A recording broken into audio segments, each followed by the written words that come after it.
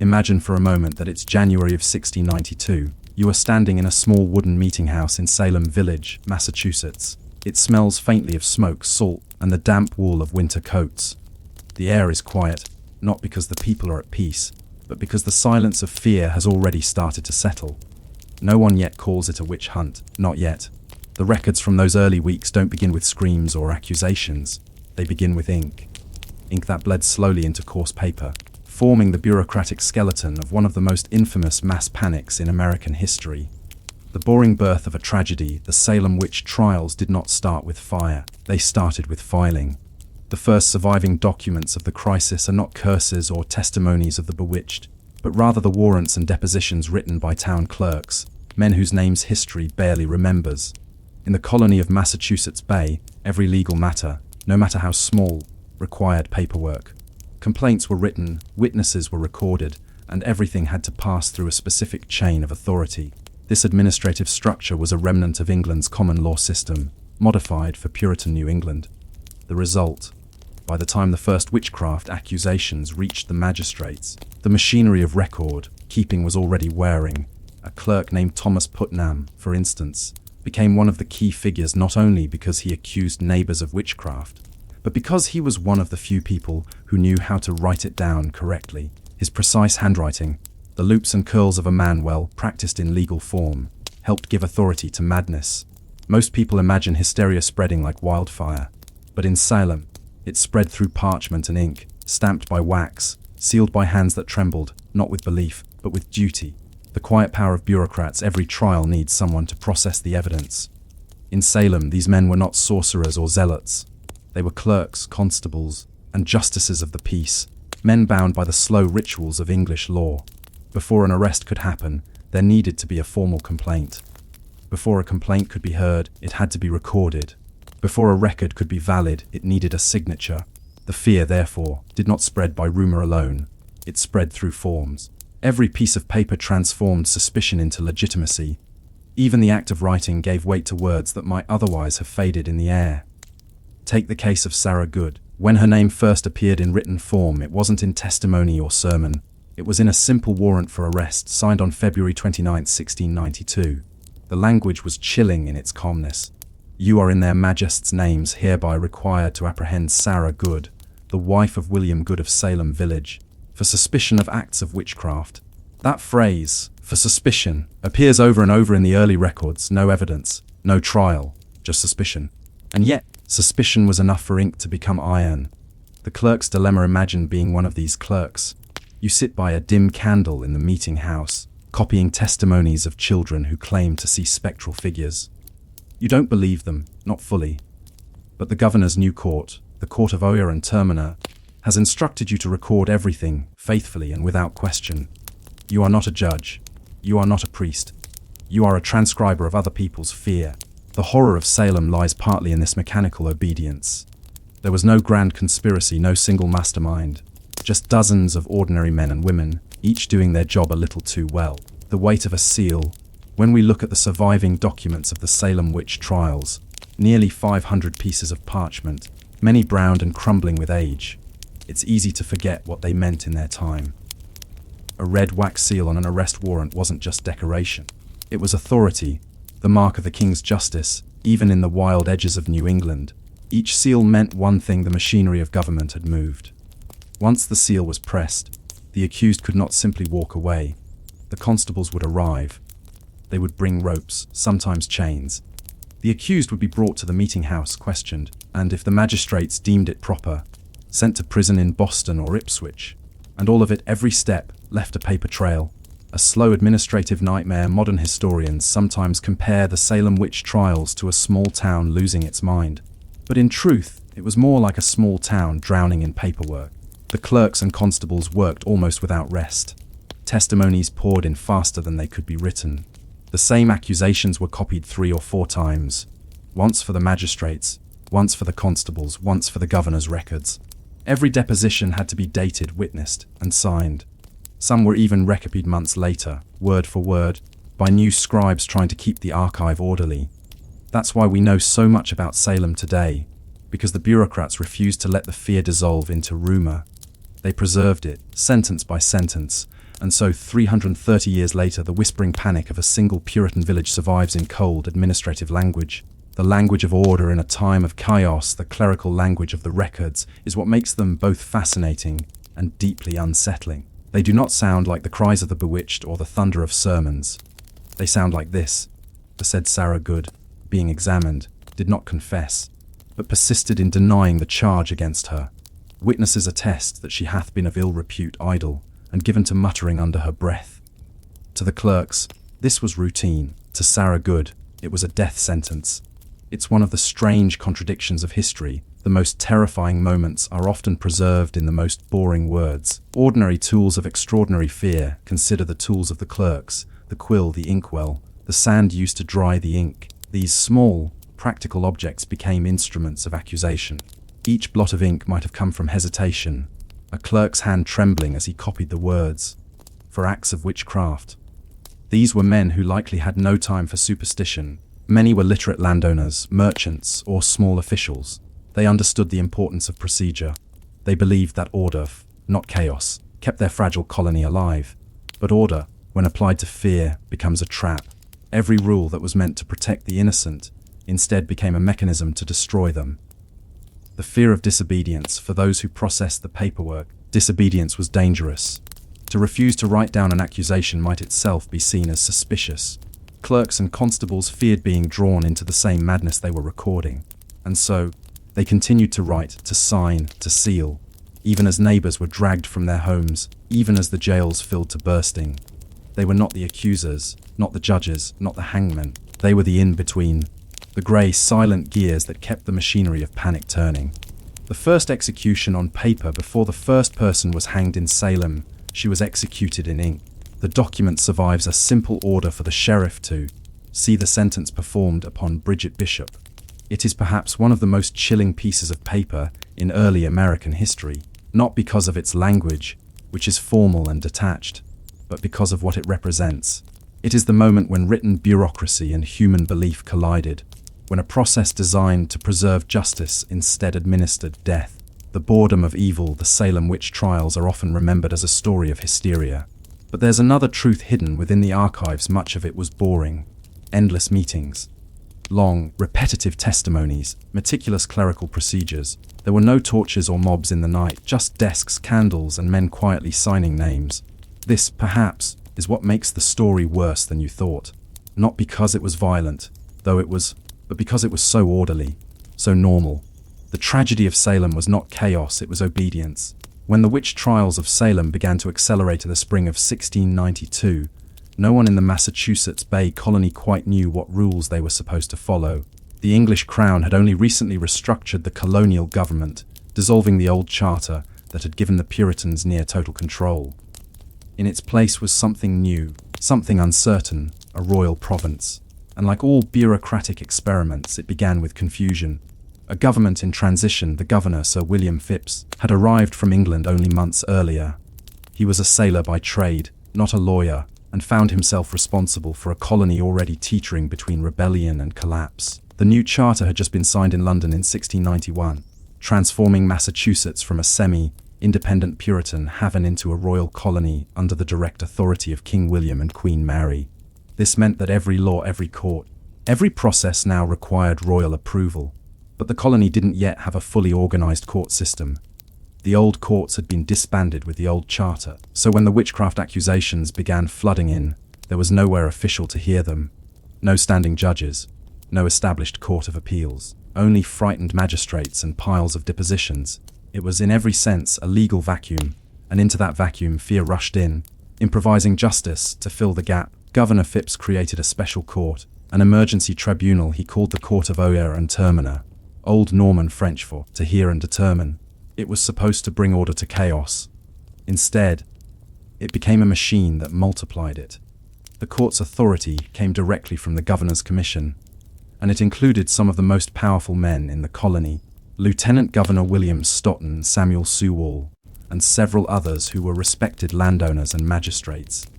But none of them had ever faced anything like this before. Their instructions were vague, their procedures were improvised, and their evidence, as it turned out, was invisible.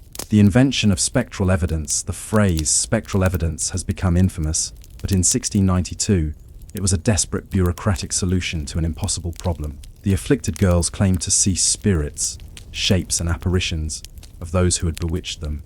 They convulsed, screamed, and pointed at invisible tormentors. To the Puritans, who believed the devil could not take an innocent's form without permission, this seemed like valid testimony. But the judges were faced with a technical dilemma. How could they record evidence that no one else could see? They debated it for days. Eventually, Stoughton ruled that such testimony could be admissible, provided that it was delivered under oath and properly documented. And just like that, the impossible became procedure. Every spectral vision, every fit, every ghostly image was entered into the record as though it were a sworn fact. One historian would later call it the bureaucratization of superstition.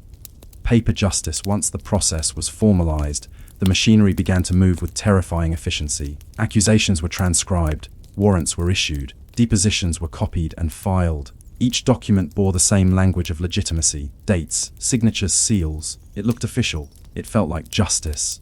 To the people of Salem Village, this was proof that the government was acting. The presence of paperwork gave the trials an aura of authority that even the ministers could not easily question. And so the bureaucracy fed the belief, and the belief fed the bureaucracy. Every new name recorded made the next accusation seem more plausible. The overcrowded jails. As the paper trail grew, so did the prisons. By June, the jails in Salem, Boston, and Ipswich were overflowing. Prisoners were chained together, some held in windowless rooms. There was no bedding, no privacy, and little food. Jailers often charged inmates for straw or blankets, knowing that few could pay. Even the cost of imprisonment was meticulously recorded. Receipts survive listing the price of shackles, the cost of transporting prisoners, the fee for each execution. It's in these dull details that the horror becomes clearest. A woman might be condemned for witchcraft one week, and the next her husband might receive an invoice, a bill for her time in chains. A court without a map. Governor Phipps had hoped his special court would last only a few weeks, but by summer it had become an unstoppable force. The magistrates worked long hours, hearing case after case, recording testimony in cramped handwriting. There were no defense attorneys, no standard of evidence, and no appeals. Most of the accused had no chance to speak for themselves. If the afflicted girls convulsed in the courtroom, that alone could be enough for a guilty verdict. But the strangest part is how methodical it all was. Each trial began with an opening statement, proceeded to witness testimony, followed by a reading of the depositions. The judges debated, then wrote out their verdict. Every step was written down, stamped and filed. From the outside, it looked like a fair process. Inside, it was madness disguised as order. The governor's discomfort. By late summer, even Governor Phipps began to sense that something had gone wrong. He had been away in the north, fighting French and Wabanaki forces in Maine, when he returned to find dozens of people imprisoned, and more waiting to hang. He read through the reports his court had filed, the tall stacks of legal documents that described invisible spirits, spectral cats, and demonic visitations, all written in the formal, unfeeling language of the law. Phipps was no theologian. He was a sailor, a man who had once salvaged treasure from the Caribbean. To him, the pages made little sense. But the signatures at the bottom, those made it real. And that was the trap. He had created a court that could not easily be stopped, because its authority was now written into the colony's legal record. To shut it down would mean admitting that the government itself had been wrong. The paper burden. As the summer heat rose, so did the burden of documentation. The clerks could barely keep up. Transcripts were copied and recopied to send to Boston. The records of each hanging had to be submitted to the governor's office, along with the sheriff's receipt for the execution of sentence. The machinery of fear was now a full-time administrative system. Each new name added to the record made the governor's burden heavier, politically, morally, and literally. At one point, the clerk of the court, Stephen Sewall, wrote to his brother Samuel Sewalls, one of the judges, that they were much pressed by the endless writing. For each complaint multiplier threefold. Every accusation created 3 new documents. Every conviction created 5. It was bureaucracy as contagion. Cracks in the system. By early autumn, the process was beginning to show cracks. Some judges quietly began to question the validity of spectral evidence. A few ministers, most notably Increase Mather, urged caution, not out of compassion but out of concern for legal precedent. In his pamphlet Cases of Conscience Concerning Evil Spirits, Increase Mather warned that it was better that 10 suspected witches should escape than that one innocent person should be condemned. It was a simple statement, but revolutionary in context. For months, the colony had been ruled by the opposite belief that one witch left unpunished might doom them all. Mather's words introduced doubt, and doubt is the enemy of bureaucracy. The court hesitates, the judges began to hesitate. Not openly, not yet, but in the margins of their notes, we see changes, fewer warrants, more questions, longer pauses between trials. The court's efficiency began to slow. One surviving document from September 1692 shows a warrant issued and then crossed out, the ink blotted as if by a trembling hand. It's small but telling. The system was starting to falter under its own weight. The clerks continued their work, copying depositions that were less confident, more cautious. The tone of the language shifted slightly, from guilty of sundry acts of witchcraft to accused of practicing witchcraft. Tiny adjustments, but significant. The machinery of accusation was grinding down. The governor's decision by October, Governor Phipps made his move. After reading Increase Mather's treatise and facing increasing pressure from ministers and merchants alike, he suspended the Court of Oyer and Termina. He did not call it injustice, he called it reorganization. It was again an act of bureaucracy, quiet, procedural, unheroic. But behind that decision was a colony exhausted by its own paperwork. The prisoners remained, the records remained, and the questions remained. What would become of the accused? Would they be retried? Released? Forgotten? No one quite knew. The official records simply stop, mid-page, as if the ink itself ran dry. The lingering paper trail after the suspension, clerks began collecting the files, the warrants, the testimonies, the receipts, into bound volumes for storage. Some of these volumes still exist in Massachusetts archives today. The handwriting is uneven, the ink faded. On some pages, you can still see the faint imprint of folded paper, the ghost of the wax seal that once held it shut. Each sheet represents a life upended, a family destroyed, a moment of fear that outlasted its own generation. But more than that, each record represents something broader, the way a society can turn fear into policy simply by writing it down. The unwritten guilt. When the trials ended, few spoke openly about guilt. There were no grand confessions, no public apologies, not yet. Instead, the officials did what bureaucrats always do when faced with disaster: they filed it away. The papers were sealed, stored, and gradually forgotten. But history has a way of preserving what people try to hide. The neat handwriting of those clerks, the methodical signatures of those judges, are still visible today, quiet reminders of how easily procedure can become persecution. The system that ate itself, the Salem Witch Trials, did not end because people stopped believing in witches. They ended because the administrative system that sustained them collapsed under its own contradictions. The court had built its authority on invisible evidence and official documentation, a paradox that could not last. By the time the final prisoners were released in 1693, the colony had grown wary of its own laws. A few judges resigned, the governor moved on, and the paper chains that had bound hundreds of people in fear slowly unraveled, one document at a time. By the winter of 1693, Salem Village was a place of uneasy silence. The air that once carried the cries of the afflicted now carried the sound of hammers, men repairing fences, rebuilding barns, and pretending that life had gone back to normal. But nothing was normal. The court had been dissolved. The governor had moved on. The ministers spoke in cautious tones about hours of judgment.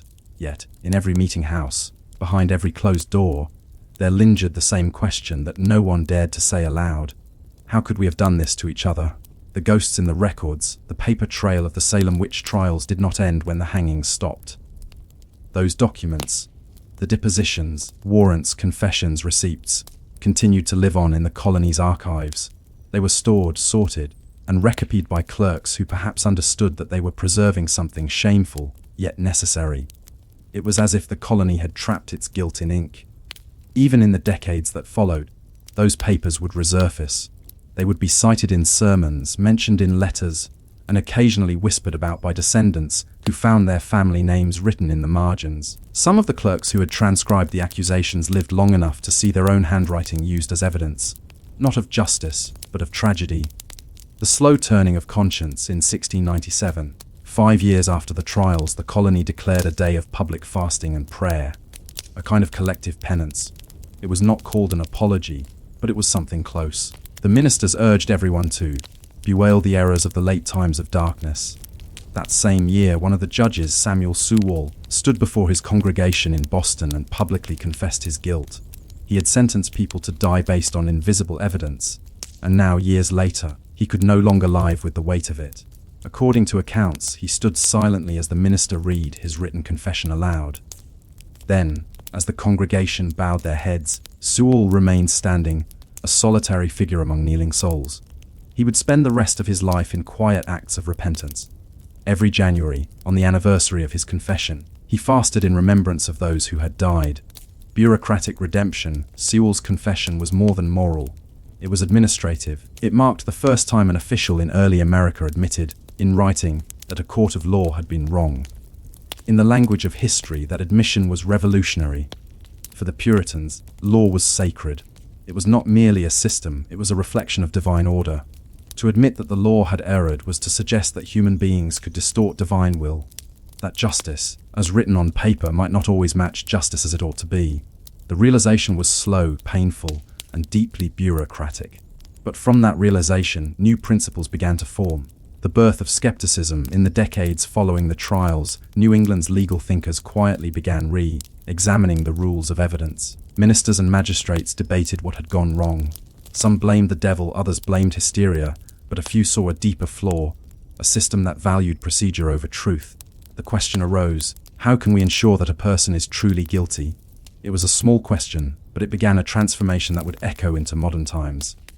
By the early 18th century, Massachusetts courts began requiring more tangible forms of proof, physical evidence, corroborating testimony, or confession made without coercion. The concept of reasonable doubt, still centuries from being formally written into law, had already begun to take root. In a quiet, bureaucratic way, Salem had taught the colonies that belief was not evidence. The forgotten prisoners, not everyone was freed when the court dissolved. Some of the accused remained in jail for months, even years, because they could not afford the fees for their imprisonment. The colony, true to its bureaucratic nature, required payment before release. Warrants for discharge often included notations like, upon payment of charges due. It's a detail so dull it's easy to overlook. Yet it reveals the cruel efficiency of the system. Even mercy had to be purchased. Some prisoners died in their cells waiting for paperwork to catch up with conscience. Others walked free into a community that now regarded them with suspicion. No document could erase what had been written in people's minds. Families and fragments. For decades, the families of the condemned petitioned the government for restitution. In 1703, the General Court of Massachusetts finally declared that the trials had been unlawful. But it took nearly 50 more years before all names were officially cleared. Every request for pardon required more paperwork, petitions, certifications, signatures. A mother had to write to the governor to ask that her daughter's name be removed from the list of the executed. A husband had to submit a signed affidavit to reclaim property seized during the trial. The same bureaucracy that had destroyed their lives now became the only means of restoring their honor. The legacy of paper. If you visit the Massachusetts State Archives today, you can still see some of the original records, folded, creased, and faintly scented with age. Some pages bear smudges where tears or candle wax once fell. Others are so neatly written they seem almost peaceful, as if the clerks could not imagine the consequences of their words. The physicality of those papers matters. Each one is a reminder that injustice does not always arrive with fire and fury. Sometimes it comes in careful handwriting. It comes in signatures, stamps, and seals. It comes in forms filled out correctly, filed on time, and never questioned. The meaning of due process in later centuries. As American law evolved, legal scholars would point to the Salem Witch Trials as the prime example of why due process must exist, why courts must be constrained by clear rules of evidence, and why emotion cannot guide the pen of justice. The framers of the Constitution, nearly 100 years later, were well aware of the Salem tragedy. Many were descendants of Puritan settlers who had heard the story passed down through their families. In the Fifth and Sixth Amendments, the rights to fair trial, to confront witnesses, to protection from self-incrimination, we can hear faint echoes of Salem's ghosts. The idea that one must be proven guilty beyond reasonable doubt was not born from philosophy alone. It was born from the memory of what happens when the law believes too easily. The fading names. By the 1720s, Salem's fields had long since grown over the gallows hill. The village itself split into two communities, Salem Town and Danvers, as if trying to divide the memory from itself. The surviving participants aged quietly. Some of the afflicted girls married and moved away. Others lived with unspoken guilt. In old age, Ann Putnam Jr., one of the chief accusers, gave a public confession in her church. She said, "I desire to lie in the dust, and to be humbled for the accusing of several persons." Her words, though simple, were among the last to directly address the trials. The others, the judges, the constables, the clerks, said little. They left their reckoning to history. Lessons written in ink.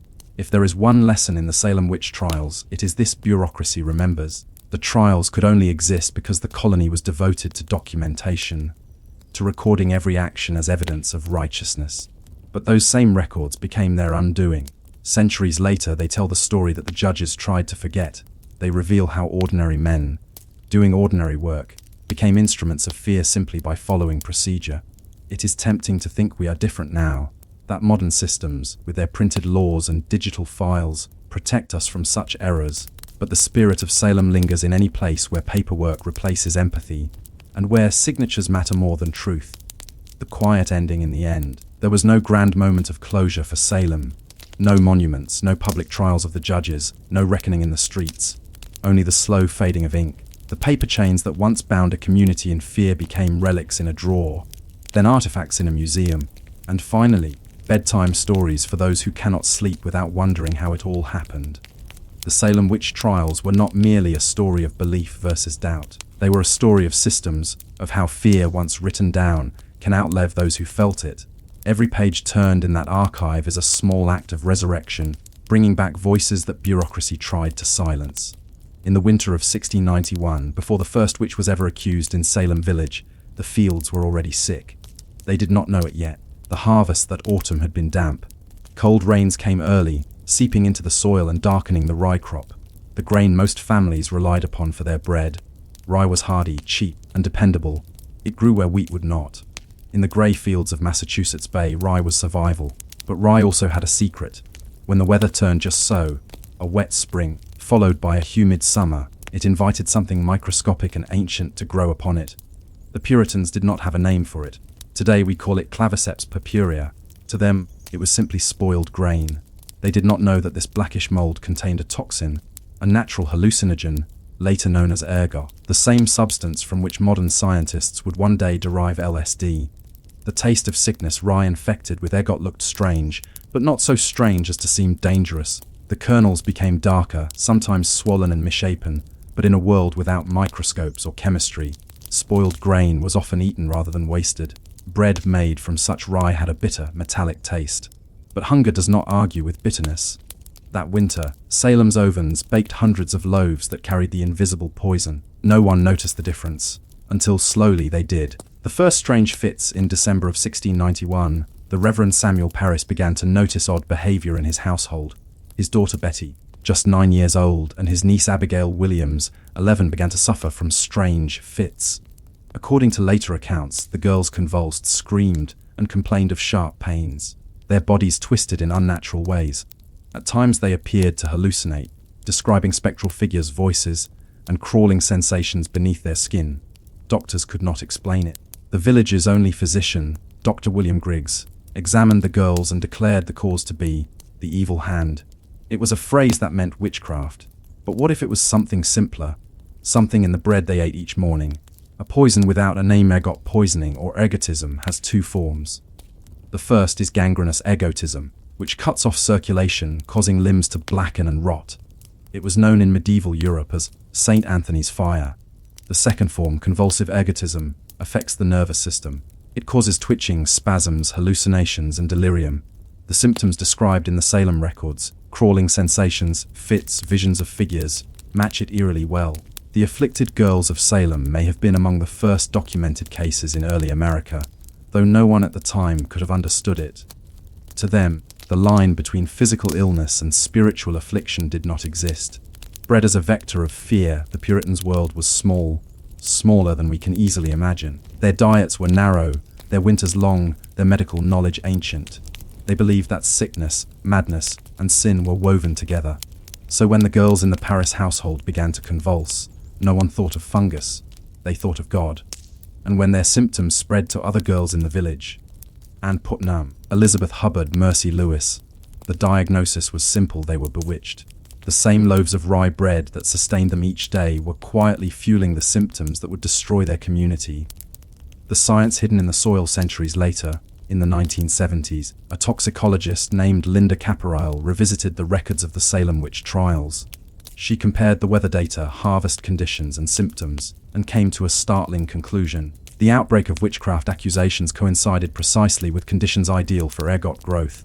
Her findings were published in Science magazine in 1976. She noted that the villages most affected by witchcraft hysteria, Salem, Andover, and Topsfield, were all located in the same river valleys, where the soil was damp and fertile. The villages that escaped the hysteria were built on higher, drier ground. It was a connection the Puritans could never have made, but one that the earth itself had been recording all along. The rhythm of the fields in Puritan New England, the seasons governed everything. From the time the snow melted, people marked their lives by the planting and harvest. Rye was sown in the fall and harvested the following summer, meaning that the rye consumed in the winter of 1691 had been grown during a particularly wet and blighted season. Once harvested, the grain was stored in wooden bens or barrels, often without ventilation. In such storage, moisture and mold spread invisibly, and so, as the winter deepened, the poison matured quietly, tucked inside every loaf and porridge pot. No one noticed that it was the bread, not the devil, that had begun to whisper to them visions in a time of faith. To understand how this sickness could turn to hysteria, one must understand the Puritan mind. They lived in a world saturated with theology, where every act, every illness, every misfortune had a spiritual cause. If your child fell ill, it might be because God was testing you. If your cow died, perhaps your neighbor had cursed it. If your dreams turned dark, perhaps the devil was near. There was no separation between the natural and the supernatural. And so, when convulsions began, when children screamed of invisible claws, when women felt strange pricking sensations in their skin, there was only one possible explanation. The devil had come to Salem. The quiet collapse of trust, the first accusations came almost as whispers. The girls named a slave woman Tituba, who lived in the Paris household. Then Sarah Good, a poor beggar woman. Then Sarah Osborne, who had not attended church for months. Each accusation spread like mold through damp air. Neighbors who had shared bread for years began to look at each other with suspicion. The symptoms themselves became contagious, not through spores or touch, but through fear. Soon, those who were not physically afflicted began to dream of witches, to feel pricks on their skin, to hear strange noises in the night. The imagination of a starving village is a fragile thing. Hunger, cold, and hypoxia. The winter of 1691-1692 was harsh even by New England standards. The snow came early and stayed late, food was scarce and firewood was expensive. The villagers' diet was simple bread, cornmeal, dried beans, salted fish. With such limited variety, even small contamination could have wide effects. Malnutrition and cold made the body more vulnerable to toxins. A lack of oxygen from smoky, sealed homes could have amplified the symptoms: dizziness, confusion, and hallucination. Under these conditions, a poisoned loaf was not a rare event. It was an epidemic in slow motion. The ordinary becomes supernatural. It is tempting to imagine the Salem Witch Trials as a single dramatic explosion of fear. But in truth, it grew the way ergot itself grows, gradually, quietly, spreading in patterns invisible to the naked eye. The villagers were not irrational. They were simply using the only framework they had to make sense of the incomprehensible. A world without science must invent its own explanations. And in Salem, those explanations were bound to the devil. The bread that sustained them had become a symbol of spiritual corruption. Their daily sustenance turned into their daily dread. The bread of affliction, rye bread, was the staff of life in Salem. It appeared at every meal, coarse, dense, and dark, baked in heavy loaves that lasted for days. When the afflicted girls described biting sensations, burning skin, or the feeling of being pricked by invisible needles, their neighbors thought of witches' pins. But ergot contains compounds, agometrin and lysergic acid, that constrict blood vessels and cause nerve pain. The hallucinations it induces can include sensations of crawling insects, suffocation, and bright, flickering lights. The human mind, shaped by fear and theology, translated these sensations into the language it knew best. Witchcraft, the misinterpretation of madness. To the Puritans, madness was a moral failing. There was no distinction between mental illness and sin. So when the afflicted fell to the floor in convulsions, they were not seen as patients, but as victims or instruments of Satan's power. Their strange behavior in court, the the screams and contortions, became proof of guilt for others. No one thought to look for a cause in the body, in the bread, in the soil. They looked instead to their neighbors, a village at the edge of knowledge. What makes the ergot theory compelling is not just the science, it is the irony. The Puritans, obsessed with purity and order, were undone by the most ordinary impurity of all rot. In their hunger for moral explanation, they overlooked the simplest truth, that nature, not the devil, had turned against them. The sickness of their bodies became the sickness of their faith, and once belief curdled, there was no remedy. By the time spring came and the fresh grain replaced the old, the fits began to fade, but the damage had already been done. Accusations had multiplied, trials had begun, and the machinery of fear had already been built. The poison had passed from the bread into the bloodstream of society, and there it would linger. By the spring of 1692, Salem Village had entered a kind of waking dream. The snow was melting, and the first green shoots appeared in the fields, but the villagers' minds were still buried in winter. The sickness, whether spiritual, chemical, or both, had spread beyond the Paris household. Children in neighboring homes began to convulse. Adults reported seeing strange lights or feeling invisible hands pressing against their chests at night. Farmers muttered about livestock behaving oddly, milk curdling, and bread that smelled faintly of metal. The community, already fragile from years of disputes and cold seasons, began to tear itself apart. They gathered in the meeting house, not for prayer this time, but for accusation. The shape of a spectre in Puritan theology, Satan's agents could take on the form of an innocent person, a spectre. If someone saw your shape tormenting them in a vision, it could be used as evidence against you. It was a terrible loophole in logic, invisible proof, impossible to disprove. The afflicted girls screamed in court, claiming to see spectral shapes attacking them. Judges believed what they saw, not in the physical sense, but in the spiritual one. The invisible world had become more real than the visible. The air in the meeting house, the trials took place in a cramped wooden structure that smelled of damp wood, sweat, and tallow smoke. Crowds gathered to watch. They leaned in close to see the accused. Farmers, widows, servants, questioned before God. The afflicted sat nearby trembling, sometimes falling into fits at the very sight of the accused. Imagine the air in that room, hot, breathless, filled with the thick smell of humanity. A confined, oxygen-poor space where suggestion and sickness mixed like smoke. Each convulsion, each scream, each gasp became contagious. We know today that ergot poisoning can linger for weeks, and that even after the physical toxin fades, its psychological echoes remain. A hallucination shared becomes a belief repeated becomes a truth. The law of belief in Puritan Massachusetts, the Bible was the foundation of law. The colonial court system had little tolerance for uncertainty. If the devil was real, and the Bible said he could possess humans, then to doubt an accusation was to doubt Scripture itself. The judges, men of intellect and faith, believed they were defending the colony from a cosmic invasion. Chief among them was Judge Samuel Sewall, a man known for his piety and calm. He listened to testimony of girls screaming, clutching their throats, or writhing as if strangled by unseen hands. To him, this was not theatre. It was evidence. The body as evidence, the afflicted claimed their bodies bore marks of the witch's torments, invisible pricks, bruises, bites. Searchers were appointed to examine the accused for witches' teats, small blemishes thought to be the devil's mark. Women were stripped and inspected in cold rooms by midwives and matrons. Every mole, every scar, every imperfection was suspect. The human body itself became a battlefield between faith and flesh. But if egotism truly played a part, then many of these marks might have been nothing more than sores, rashes, or circulatory damage, the physical symptoms of the very poison they did not recognize. The invisible inheritance of fear, ergot contamination, does not strike evenly. One family's loaf may be deadly, another's harmless. In Salem, that randomness deepened the paranoia. Why did one child convulse while another remained untouched? Why did one neighbor claim to see ghosts while others slept peacefully? To the Puritans, the answer lay not in the soil, but in the soul. They began to catalogue morality. Who attended church most faithfully? Who quarreled with their neighbors? Who had debts unpaid or words unkind?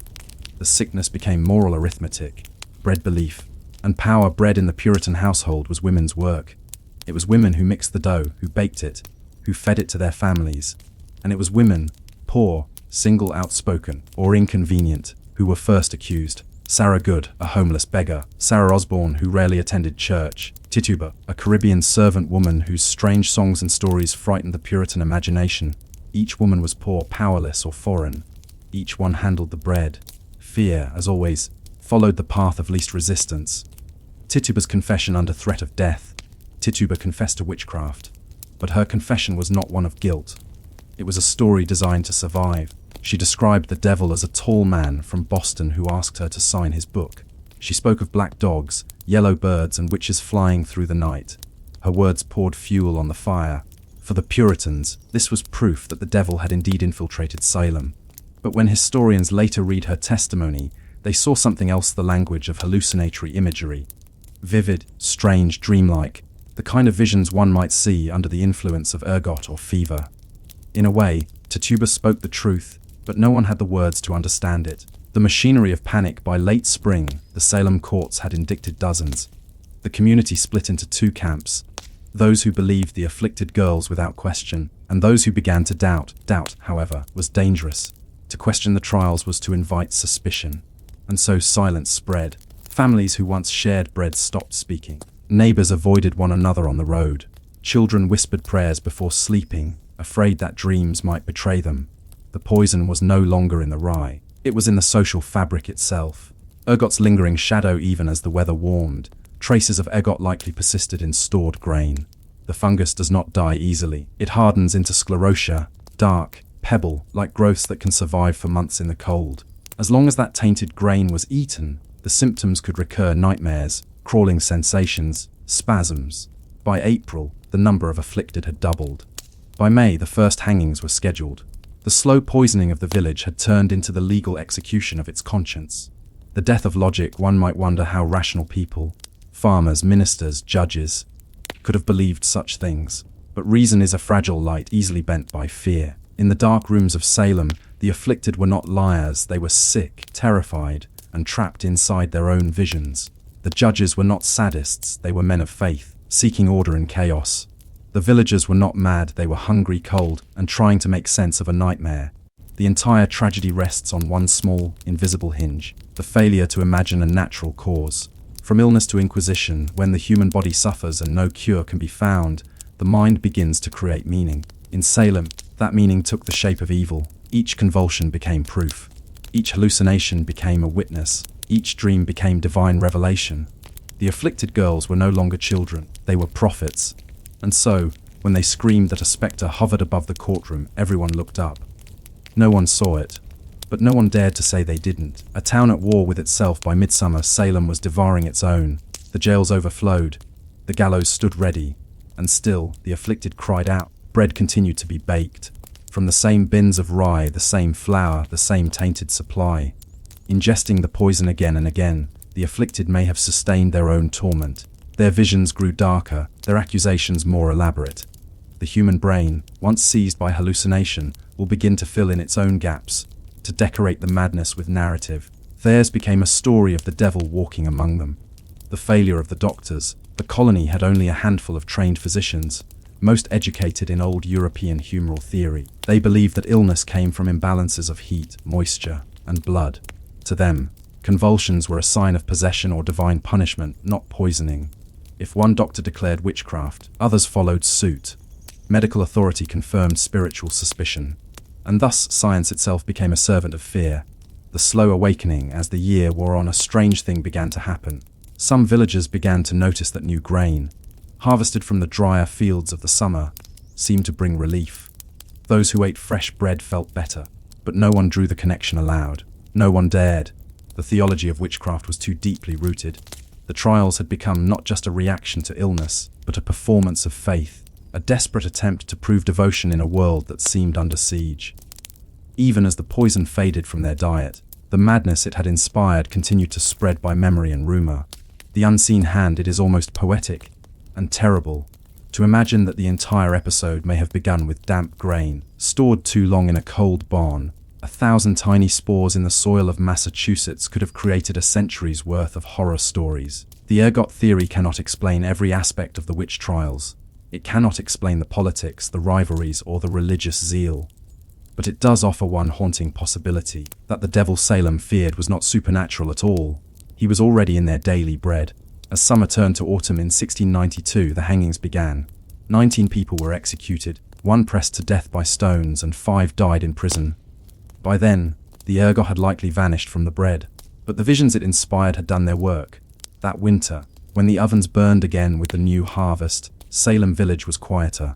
The afflicted girls no longer screamed. The air was colder, clearer, as if the fever had finally broken. But beneath that silence lingered a question that no one dared to voice. By the winter of 1693, the ovens of Salem were cold again. The courts had emptied. The gallows stood silent, dusted in snow. And though no one could quite explain what had happened, everyone agreed that something unholy had passed through their village. But as the new harvest filled their barns and the fresh grain baked into sweeter, lighter bread, the fits began to fade. No more screaming, no more visions. It was as though the devil had quietly left, or perhaps had never been there at all. The end of the trials. Governor William Phips, newly returned from military service, had grown uneasy with what he saw in Salem. By October 1692, he ordered the court of Oyer and Termina dissolved. The accusations had become too wild, too frequent. Even his own wife's name had been whispered in the meeting house. He replaced the special court with a more cautious one, led by Chief Justice William Stoughton. And slowly, the hangings stopped. But the damage had been done. 200 people had been accused. 19 were hanged, 1 crushed under stones, and at least 5 died in prison. In a village of barely 2,000 souls, nearly everyone had been touched by the panic. The weight of guilt. When the trials ended, silence became the new contagion.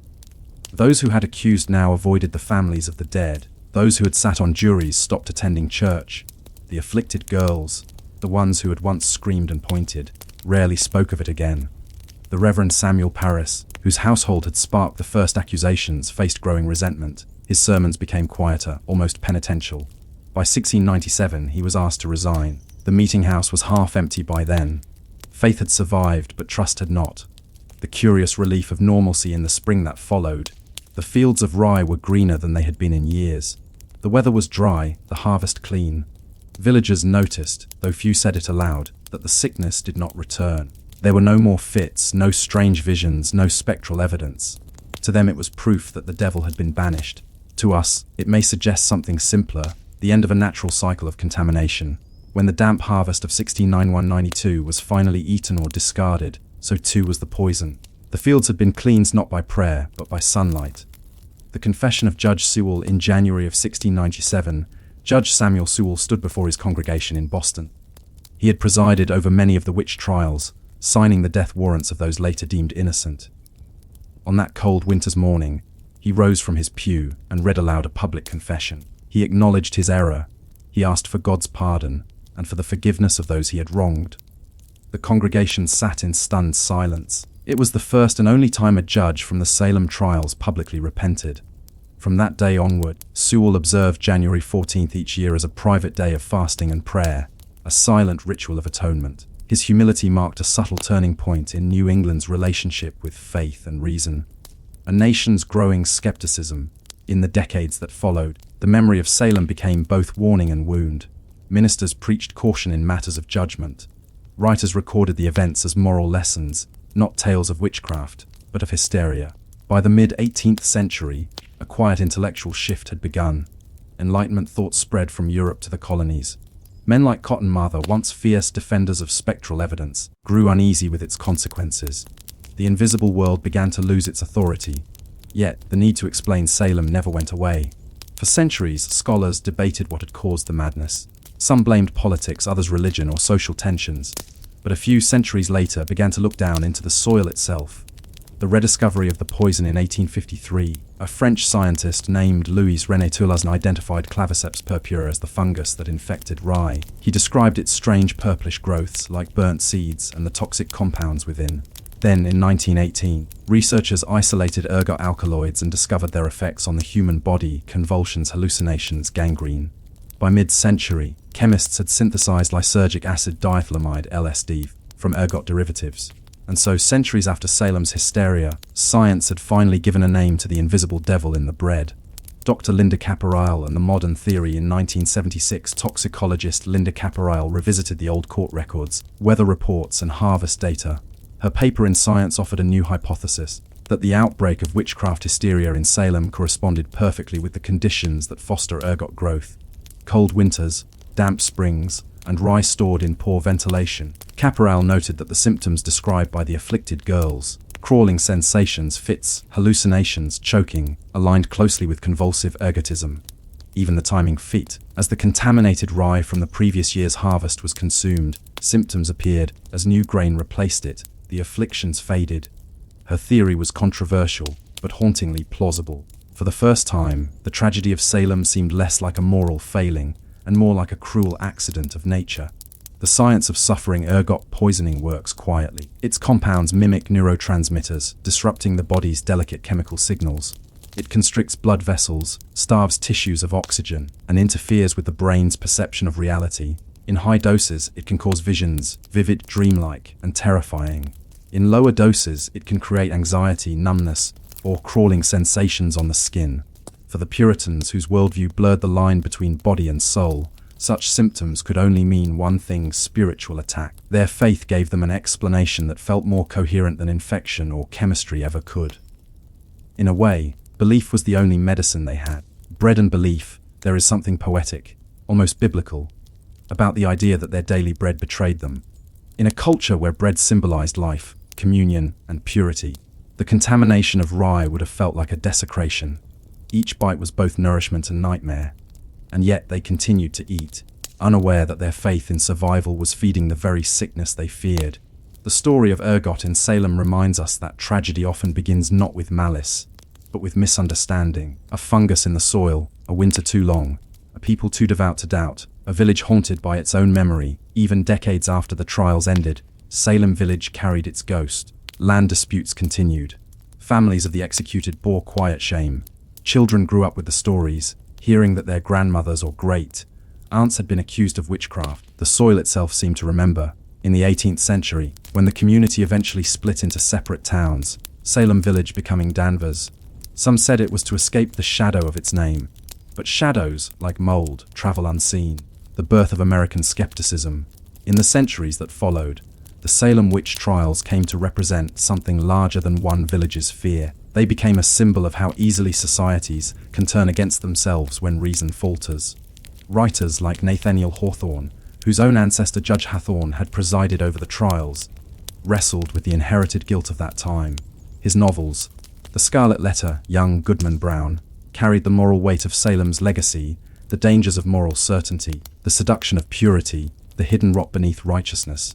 In this way, the ergot theory, whether literal or metaphorical, lingers as a perfect symbol. Rot concealed inside the very thing that sustains us. Lessons in the soil, even if ergot was only part of the cause. One thread among many. Its presence in the story offers a humbling reminder. Human history is often shaped by what we cannot see. A spore, a toxin, a microscopic parasite. These have changed the course of empires, inspired religions, and toppled civilizations. The people of Salem were not foolish. They were simply human. They lived at the edge of knowledge, without the tools to separate science from superstition. Their tragedy was not that they believed too much, but that they understood too little. And perhaps, centuries from now, our own certainties may look equally fragile. The field in spring. If you walk through New England in the early spring, you can still see rye growing in narrow furrows between old stone walls. The wind moves through it with a whispering sound, soft, rhythmic, almost like breath. The fungus still grows there too, in the right conditions. It waits, as it always has, for the perfect balance of rain and heat. You might pass a field on a misty morning and see the dark purplish grains hanging from the stalks. Harmless now, to the well-fed and the wise, but still carrying the ghost of that long-ago fear. The green fairy of France had her absinthe. Salem had her bread. Both, in their own way, opened the door to visions, and both asked the same quiet question. When the mind begins to see what isn't there, is it the devil, or the chemistry of nature itself? The story of Salem did not end on the gallows. It ended in the soil, when the earth reclaimed its poison and the air finally cleared. What remained was not madness, but memory, a lesson buried deep in the grain, whispering still beneath the fields, that ignorance, like fungus, thrives best in darkness. And that truth, once found, is always a kind of sunlight. The Victorians did not fear death as we do. They invited it in. To them, the end of life was not a rupture, but a ritual, a transformation from flesh to memory. Where we hide death behind hospital curtains and antiseptic light, they surrounded it with lace, lilies, and love. It was a time when mourning was not something to be overcome, but something to be done properly. The age of death's elegance, the 19th century, was an age obsessed with beauty and with loss. Industrial cities rose like iron forests. Steam trains cut through the countryside, carrying letters, soldiers and coffins alike. And as life became faster, death became something to hold on to. Queen Victoria herself set the tone. When her beloved husband, Prince Albert, died in 1861, she entered mourning and never left it. For 40 years she wore black silk and jet jewelry, surrounded by his portraits and empty chair. The empire followed her example. Across England, Europe, and even America, mourning became not just private sorrow but public decorum. It had rules, strict, delicate, and strangely comforting. The ritual of black, the language of grief, was worn on the body. In the first year after a death, a woman's wardrobe turned completely black. Not shiny, not decorated, but matte like soot. This was called deep mourning. Black was the color of absence, of light swallowed whole. But it was also practical. It showed respect, modesty, and endurance. After a year, the rules softened. The widow could add touches of grey or lavender, half mourning.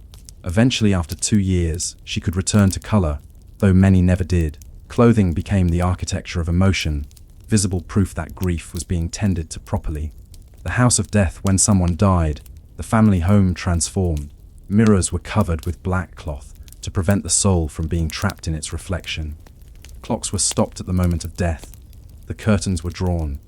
The deceased was washed, dressed, and laid out in the parlor, the very room where guests would later gather. This was called the laying out, and it was usually done by women mothers, sisters, midwives. For 1 or 2 days, the body remained in the home. Visitors would come to pay respects, to bring food, to weep softly over the still face. Only after this quiet vigil would the coffin be carried out, often through the front window, not the door, to prevent the spirit from re-entering. Death, in other words, was a guest in the house, honored, respected, and gently escorted away. The mourning photograph. By the mid-1800s, photography had become an affordable miracle, and so families began to capture the image of their departed loved ones, one last time before burial. These were called post-mortem portraits. The results were hauntingly serene. Children posed as though sleeping, eyes painted onto closed lids. Mothers arranged with flowers on their chest. Brothers dressed in uniform, hands folded, as though simply resting after battle. For many families, it was the only photograph they ever owned. Today, such images unsettle us. But to the Victorians, they were acts of tenderness, proof that love could outlast the body. The photograph became a bridge between the living and the dead. Hera's memory Victorian mourning jewelry was unlike anything before or since. Rings, brooches, and lockets were made not only from gold and jet, but from the hair of the deceased. Women would weave the hair into intricate patterns, spirals, braids, tiny wreaths, and set them beneath glass. Sometimes initials were engraved in delicate script. Sometimes the entire piece was shaped like a miniature urn or cross. To wear such jewelry was not macabre, but deeply sentimental. A strand of hair, unchanged by time, became the thread that tied one life to another. It was grief turned into craftsmanship. The etiquette of emotion in Victorian society. There was even etiquette for how to grieve. Newspapers published guides to mourning dress, proper condolence letters, and acceptable public behavior. A widow was expected to decline invitations for a full year. She could not dance, attend theatre, or display frivolity. A man's mourning was shorter, often just a few months, marked by a black armband. For children, mourning was gentler white ribbons for infants, pale grey for the very young. Each detail, fabric, colour, duration served as structure. In a world that often felt chaotic and cruel, ritual gave sorrow a rhythm. Mourning was, in a strange way, therapeutic. Science meets the spirit world. Even as Victorians built telegraphs and railways, they sought ways to contact the dead. Spiritualism, the belief that the living could communicate with spirits, swept across Britain and America like a quiet storm. Seances were held in dimly lit parlours. Mediums spoke in trembling voices or scribbled automatic messages with shaking hands. Families gathered around tables that creaked and shuddered, believing the movements were messages from beyond.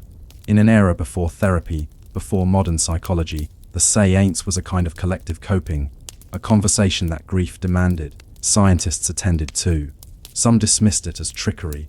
Others, like the chemist William Crookes, claimed to have seen genuine phenomena he could not explain. For the Victorians, there was no clear line between faith and experiment. Both were forms of searching for meaning, for contact, for peace. The business of mourning, like everything in the Victorian age, became an industry. There were mourning warehouses in London, selling black silk, veils, and stationery bordered in ebony ink. Special dressmakers created entire wardrobes for widows. Undertakers offered complete funerary arrangements. A new profession born from the growing urban middle class. Even greeting card companies, like those that would later dominate Christmas and Valentine's Day, sold printed sympathy cards.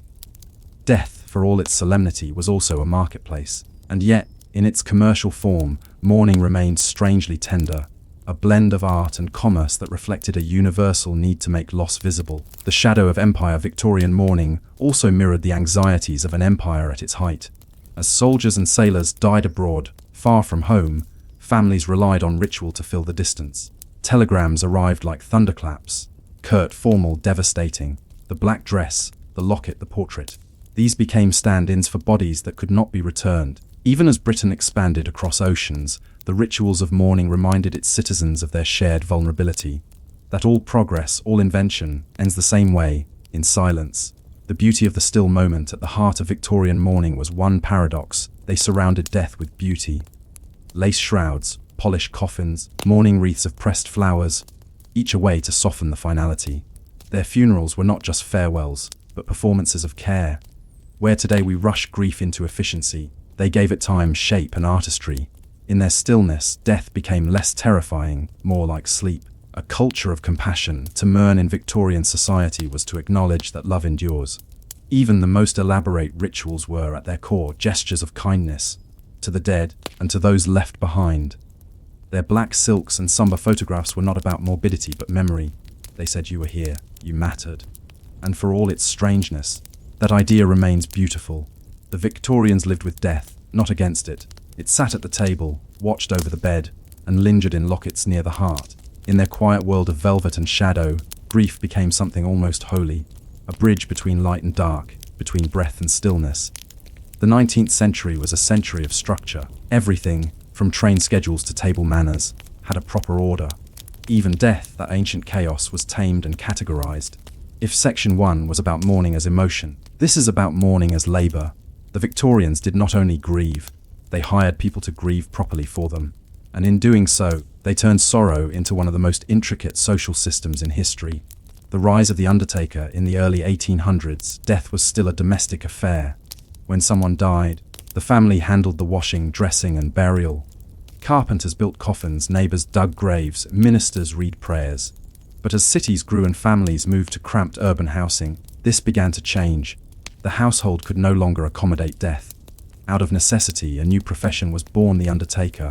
The term originally meant someone who undertook to arrange a funeral, an organizer, not yet a mortician. He provided the carriage, coordinated the pallbearers, and ensured that every step, from deathbed to burial, followed the proper decorum.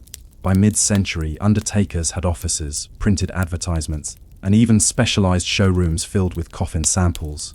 In London and New York, the wealthiest families could order entire funerals from catalogues. For the first time in Western history, death had become a service industry. The mourning warehouse walked down Regent Street in the 1860s, and you would have passed displays of glossy black silk, mourning crepe, and veiled hats. Large signs announced, "Mourning Warehouse," all requirements for the bereaved. Inside, attendants moved silently among shelves of somber fabrics, gloves, parasols, stationery, and even mourning fans, black feathers edged with jet beads. For the newly widowed, these shops offered more than fashion, they offered instruction. Store attendants became guides through the etiquette of sorrow: how long to wear black, which fabrics were suitable, when to begin mourning. Some even printed mourning calendars, small pamphlets that detailed exactly how grief should unfold across the months. This precision brought comfort. In a time when death was frequent and often sudden, the ritual gave grief a manageable rhythm, and the warehouse owners knew there would always be customers. The mourning trade in America across the Atlantic. America's mourning customs took their cues from Queen Victoria. After Lincoln's assassination in 1865, the entire nation entered a collective mourning period. Cities hung black bunting over doorways. Women wore crepe and gloves. Even newspapers printed black borders around articles of remembrance.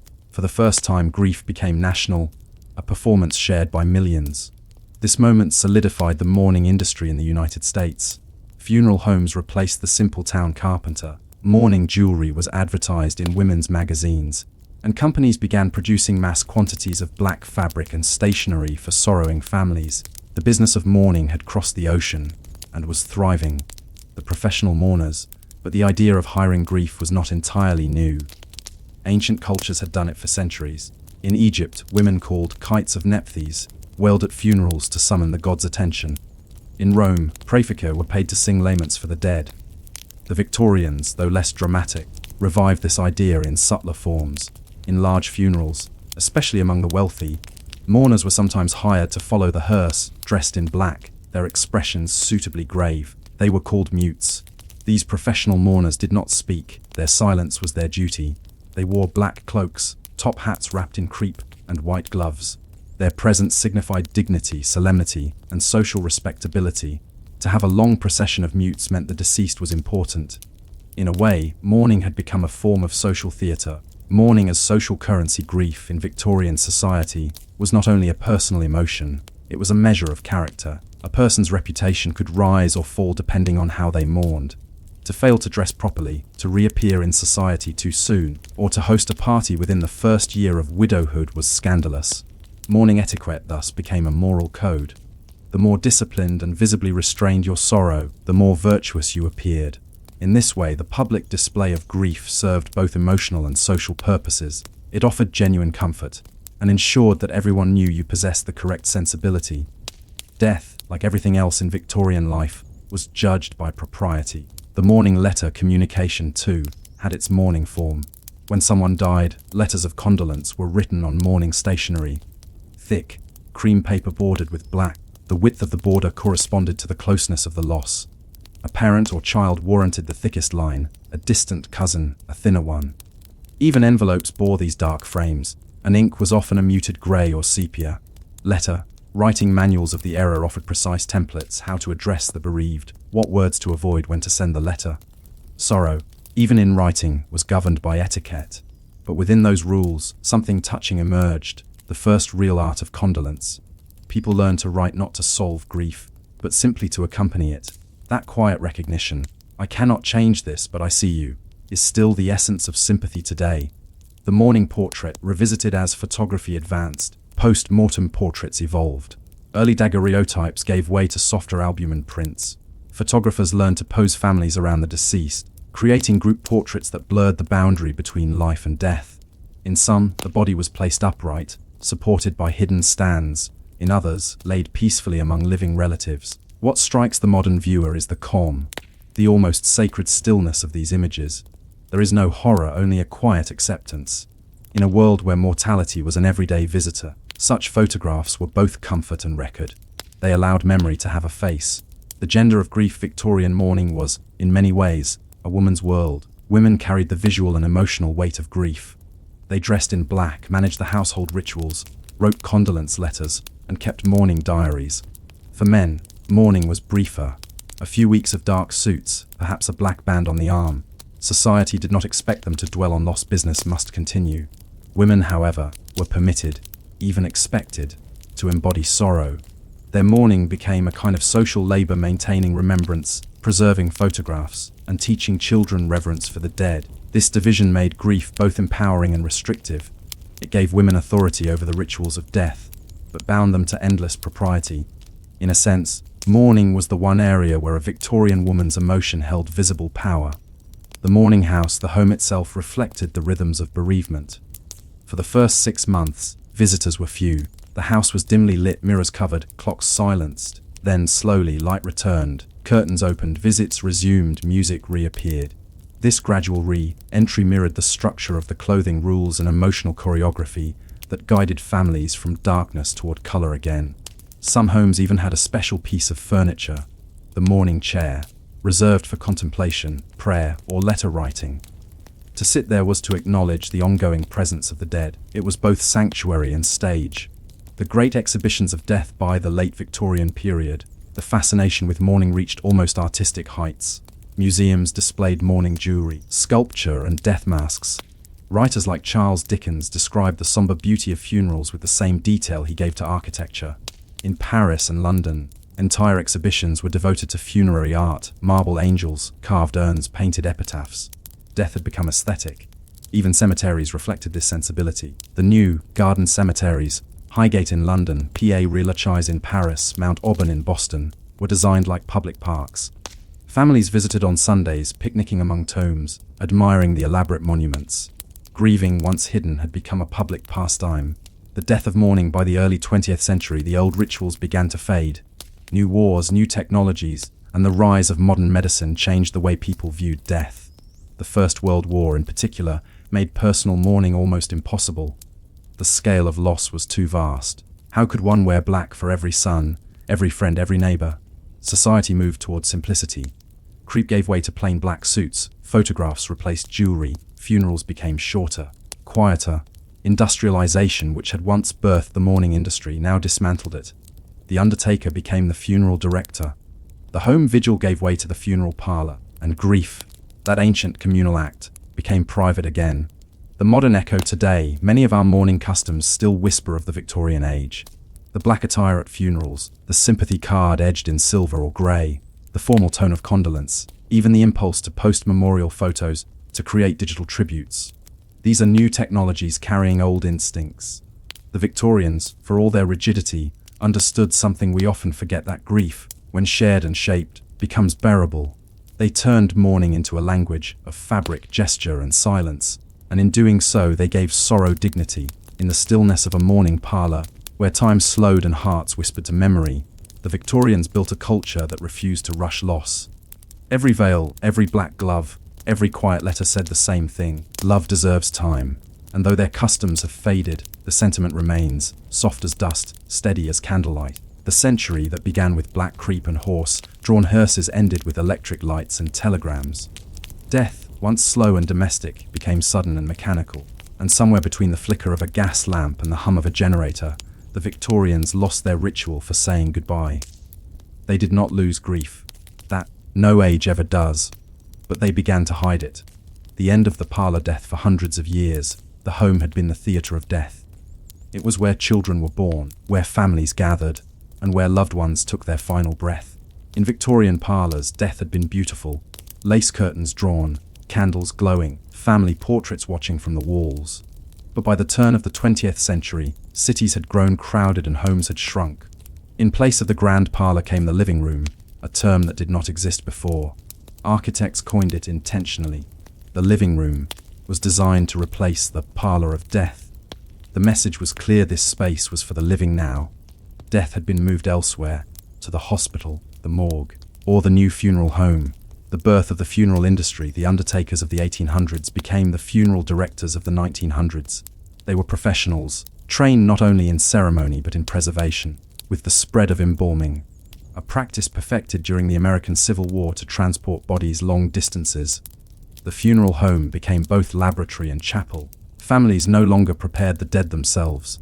They handed their loved ones to specialists who worked behind closed doors.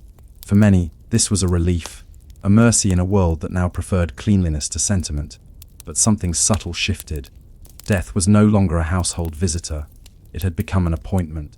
The scientific death. The Victorians had blurred the line between science and spirit. They could believe in both sciences and microscopes, angels and anesthesia. But as medicine advanced, that line hardened. Doctors began to claim authority over death itself. Where priests once whispered prayers, physicians now wrote certificates. Where families once judged the moment of passing by the last breath, doctors now used stethoscopes and instruments.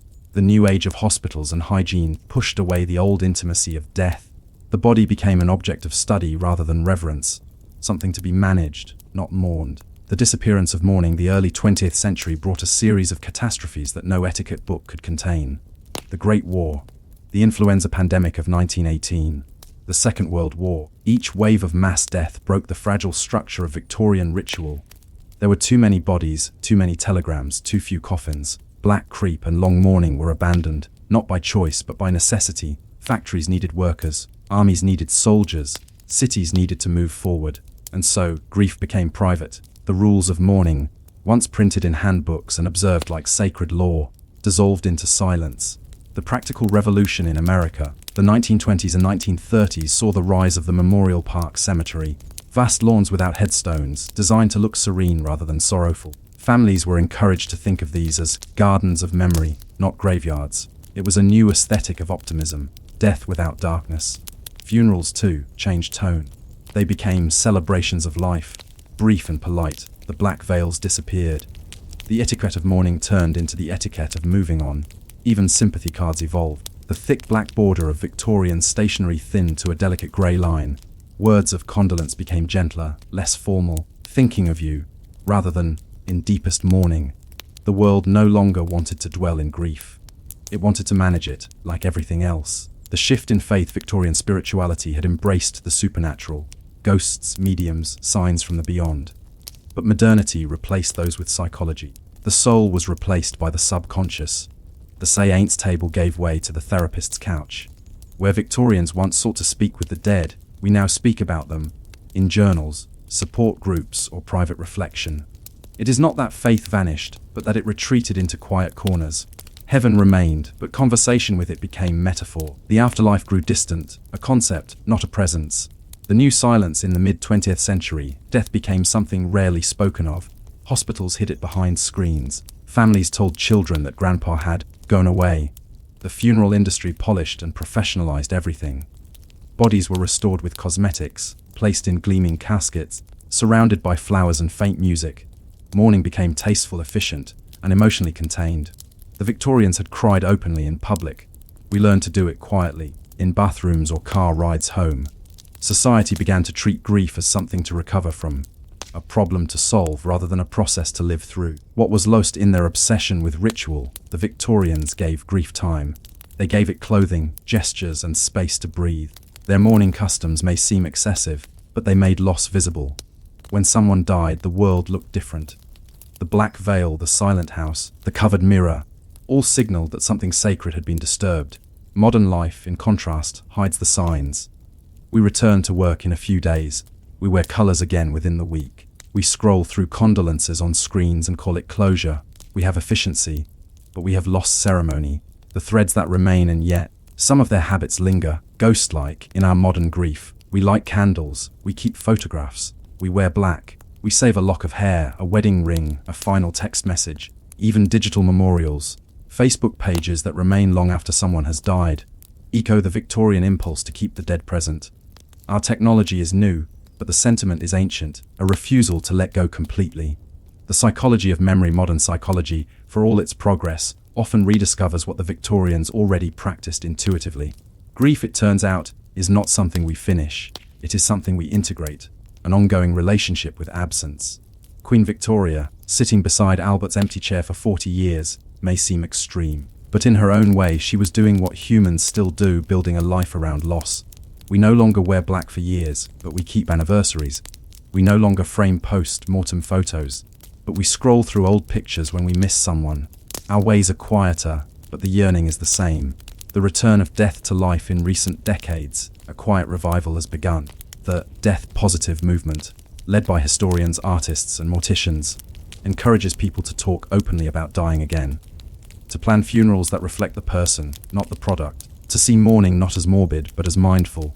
In a way, it is a return to the Victorian ideal that death deserves attention, not as spectacle but as meaning. The pendulum, after a century of silence, is swinging gently back toward honesty. The sleep of history looking back, it is easy to mock the Victorians. Their heavy clothes, their elaborate rules, their fascination with post-mortem art. But beneath the lace and formality was something profoundly human, the belief that death should not be rushed.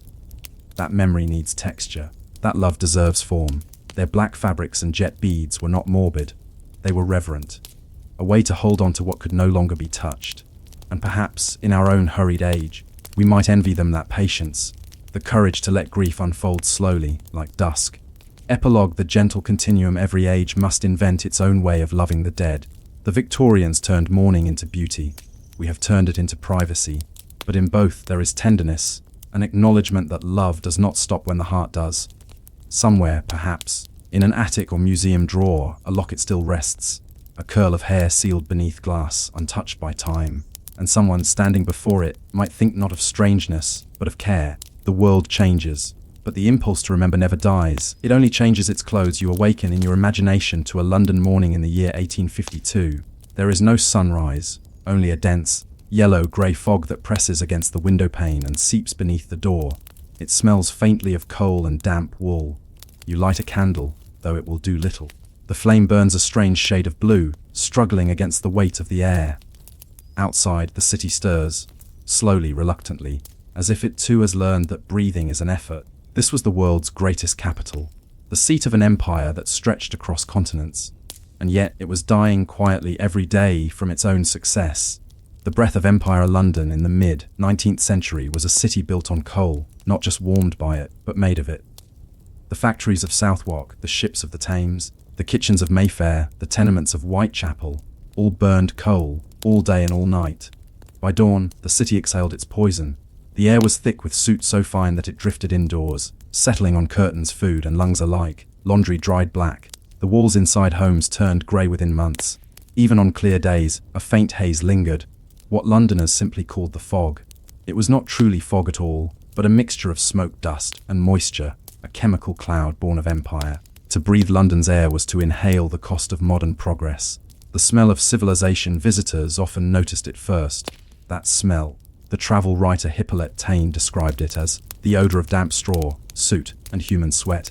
It clung to everything, to coats, to food, to hair. Children grew up knowing no other scent. When the rain came, it turned the soot into oily streaks that ran down brick walls. When the wind shifted, it carried the reek of the Thames, an open sewer, through every alleyway.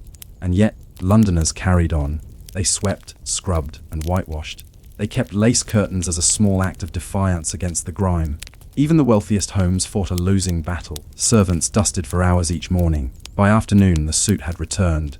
London was a city in constant decay. But decay, for the Victorians, was a familiar companion. The people beneath the smoke imagine, if you can, the city's rhythm, the rumble of horse carts on cobblestones, the hiss of steam engines, the faint ringing of a bell from St. Paul's Cathedral muffled by the haze. Below it all, millions of feet, clerks, chimney sweeps, washerwomen, beggars, moving in endless patterns through narrow streets. The working poor lived shoulder to shoulder in slums that barely saw sunlight. Rooms with one window and 10 people. Basements where rats moved faster than the eye. Water that ran brown even before the sewers overflowed. And above them, the wealthy, doctors, merchants, industrialists, breathing the same air though behind heavier curtains. London was a pyramid of smoke. At the top, the empire's masters. At the bottom, those who shoveled its coal. The great stink of 1858, the moment when the city's decay could no longer be ignored, came not from the fog, but from the river. By the summer of 1858, the Thames had become unbearable. Every sewer, every drain, every slaughterhouse poured its filth directly into the water. And that water, in turn, flowed past the Houses of Parliament. A slow, glistening soup of human waste and industrial runoff. The heat that year was relentless. The smell rose into the government's very chambers. Parliament was forced to hang soaked curtains of lime chloride over its windows to mask the stench. But the river's message was clear: London's triumph was rotting from within. Out of this disaster came one of the most remarkable projects of the century, the great sewer system engineered by Joseph Bazalgette. His underground labyrinth, completed in the 1860s, would transform public health and modern sanitation worldwide. But even as the water cleared, the air remained black. The industrial halo for artists and poets, the fog became almost mythic, a symbol of the city's power and mystery. Painters like James McNeill Whistler and Claude Monet turned it into art. They painted the Thames in twilight hues, soft gold, lavender, pale grey, romanticizing what was, in truth, pollution. Writers too found poetry in the haze. Charles Dickens described London as a city of unbroken smoke, where the streets seemed half dream, half nightmare. The fog made the city anonymous. It swallowed sound and shape, turning familiar corners into strange labyrinths. It was, in its own way, beautiful and deadly.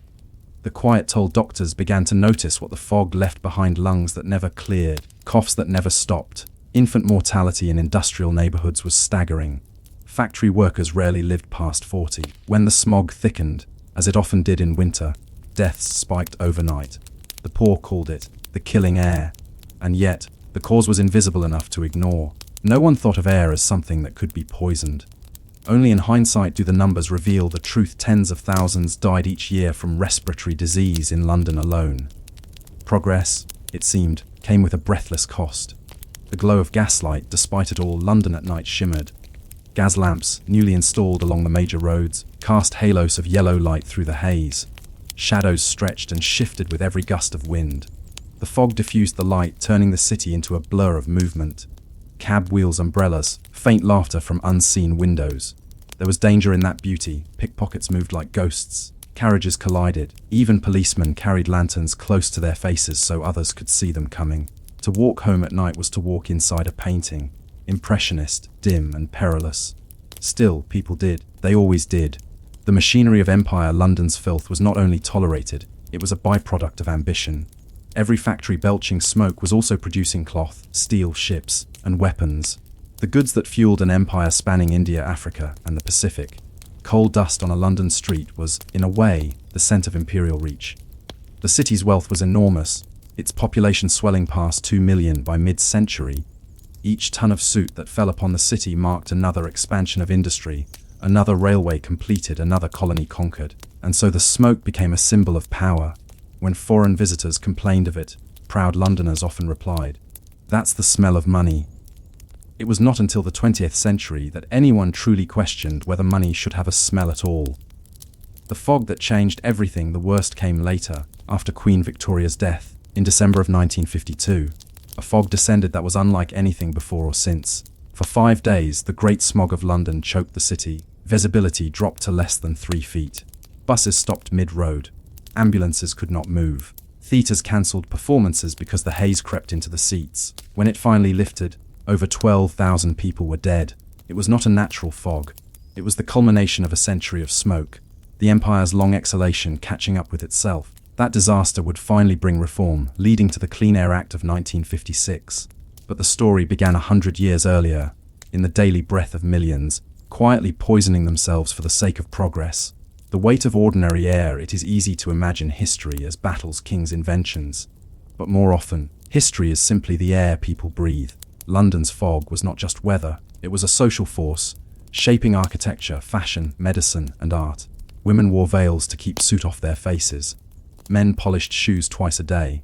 Clothes smelled of smoke no matter how often they were washed. Even sound was altered. The muffled hooves, the softer voices, the constant rasp in every conversation. A city learns to adapt, and London did, magnificently, stubbornly, blindly. It built museums, railways, theatres, and markets, all under the same darkened sky.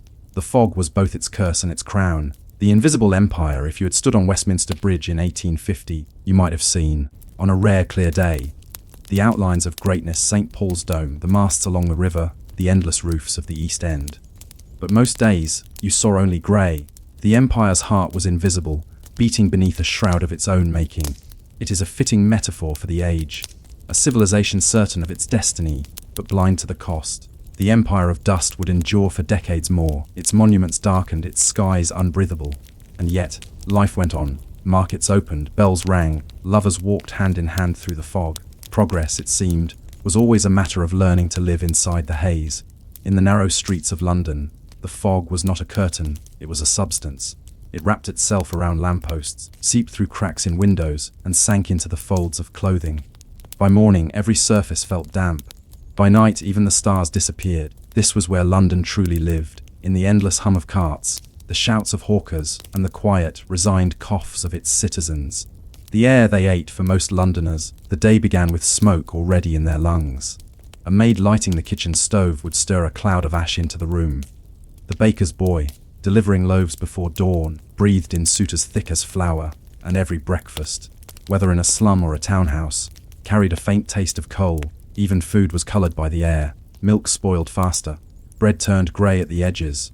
Fishmongers on the Thames docks fought the smell of the river with layers of sawdust and lemon peel. The soot settled on everything that was not covered, and most things could not be. By 1850, London's average air contained roughly 50 times more particulate matter than today's polluted cities. To live there was to inhale dust from every continent. From coal mines in Wales, from ships unloading cargo in India, from factories in Manchester. The empire quite literally filled the lungs of its capital. The daily cleanliness in this world was not a luxury, it was a battle. The morning routine began with sweeping. Even the poorest rooms were swept daily, sometimes twice.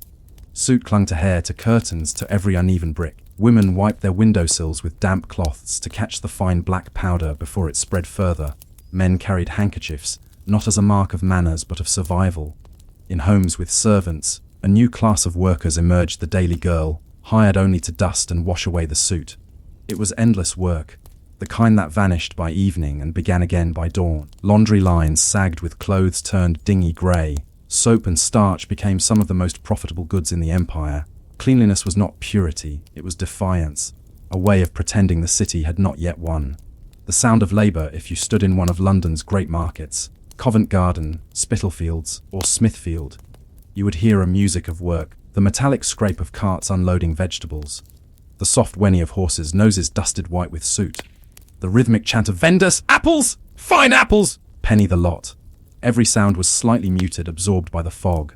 The city never truly slept, but it did murmur, an endless drone of human motion, broken only by the tolling of church bells through the haze. Each hour had its own rhythm. 6 in the morning, factory whistles, boots on cobblestones.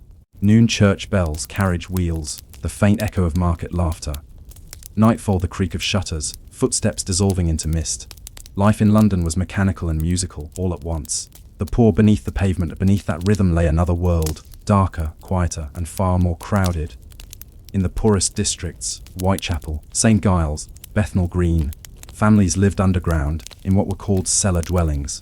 These rooms were technically below street level, built for storage, not people. They were damp, unventilated, and often flooded when it rained. The smell of rot mixed with the smoke from above, turning the air almost solid. Many had no windows. Light came from the faintest cracks between floorboards. The sound of footsteps overhead was constant, a reminder that life went on elsewhere. The poor paid rent for these spaces, often more than they could afford, because they had no other choice. In 1842, a government report described London's slums as the lowest depth of human wretchedness. Yet millions lived there for generations, and still they made do. A small table, a single candle, a shared blanket. Even in darkness, people built tiny worlds of routine. The water and the wastewater was the city's greatest contradiction. The Thames ran through its heart, beautiful from a distance, deadly up close. By mid-century, it was little more than a slow-moving sewer. But for many, it was still the source of their drinking water. Street pumps were scattered across neighbourhoods, often just feet away from cesspits. The water looked clear enough, but it carried death invisibly. Cholera outbreaks swept through the city in waves. 1832, 1849, 1854, the disease moved faster than rumour. Whole families were dead within days. Dr. John Snow, a quiet physician from Soho, would eventually trace the 1854 outbreak to a single contaminated pump on Broad Street. His discovery marked the birth of epidemiology, the science of mapping disease. But for the people who lived through it, science was small comfort. They learned to boil water when they could, or trust to luck when they couldn't. For the poor, survival was less about medicine and more about endurance. The street as a body, London's streets behaved like a living organism, constantly digesting, expelling, and renewing itself. Every day, thousands of dustmen trundled through alleys with carts, collecting ash and refuse. Dust did not mean what it means now. It was mostly coal ash from household fires. It was valuable, in its way, used to make bricks and fill roads. Ragpickers and mudlarks scoured the riverbanks for scraps, bits of metal, rope, or bone. Nothing went unused. The city consumed itself endlessly. Even death had its labourers, the gravediggers, the coffin makers, the searchers, who recorded each cause of death in parish books. For them, fog was not mystery, it was smell, the odour of decay and wet soil. London, in the 1800s, was an ecosystem built from dust and sweat. The taste of the city, despite its filth, or perhaps because of it, London had an appetite. Food markets overflowed with cheap pies, oysters, bread, and eels, the protein of the poor. The city's favourite dish, jellied eels, came from the Thames itself, caught in nets despite the pollution. Vendors sold them with vinegar and pepper from small street stalls, steam mixing with the fog. For the wealthy, dining was no cleaner, only more private. Roast meats, puddings, and rich gravies filled the homes of Kensington and Belgravia. The smoke of cooking fires joined the industrial haze, thickening the city's scent until hunger and disgust became indistinguishable. Smell was not only part of daily life, it defined class. The poor lived within the city's odours, the rich paid to escape them. The invisible workers among the fog's shadows moved armies of invisible workers, those who kept the city barely functioning. The chimney sweeps, often young boys, climbed through narrow flues no wider than their shoulders, scraping soot by hand. Their skin turned black from the work. Many died before adulthood from lung disease or cancer. The night soil men emptied cesspits before the modern sewer system, hauling human waste through the streets at dawn. Their labor was despised but essential, a reminder that even the empire's capital could not escape its own biology. And then there were the match girls, women and girls who made matches dipped in white phosphorus. Their wages were low, their health worse. The fumes caused phocy jaw, a condition where the bone of the face slowly decayed. Yet their strikes, later in the century, would help inspire labor reforms across Britain. These were the true lungs of the city, its hidden machinery, breathing for everyone else. The fragile middle between the slums and the mansions lay the clerks, teachers, and shopkeepers, the fragile middle class. Their greatest fear was falling. One illness, one missed paycheck, and they could descend into poverty overnight. So they worked endlessly, dressed neatly, and scrubbed their doorsteps clean, small rituals of control in a city that could swallow them whole. Magazines of the time, like Household Words, published endless advice on thrift, morality, and hygiene. Cleanliness in Victorian thought was next to godliness, and, more importantly, respectability. To be dirty was not merely unpleasant, it was a sign of failure.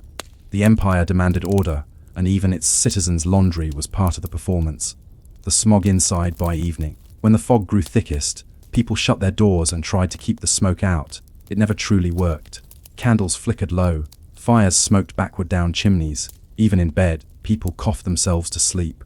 Letters from the time described the sound of rain falling on windows mixed with the rasp of lungs, a duet between weather and body. Some nights, the fog turned black, so dense that even indoors people lit multiple lamps and still could not see clearly. It was during such nights that accidents multiplied. Carriages crashed, people drowned in the river after losing their way. Yet in those same nights, there was a strange calm. The world shrank to a single room, a single breath, a single heartbeat. The city became intimate, almost peaceful, if you ignored the coughing. The irony of progress, the Victorians were proud of their progress. The railways, telegraphs, and factories that had made Britain a world power. But progress had filled the air with death. Still, the mindset of the age was optimistic. If a problem could be built, it could be fixed. If the air was bad, they would invent a better filter or move to the suburbs. For most, however, escape was impossible. They simply carried on, coughing into handkerchiefs, their eyes watering as they read their evening papers by lamplight. Every invention, every advance, seemed to add a new layer of dust. Progress and pollution grew together, like ivy and brick, and no one thought the empire would ever stop growing.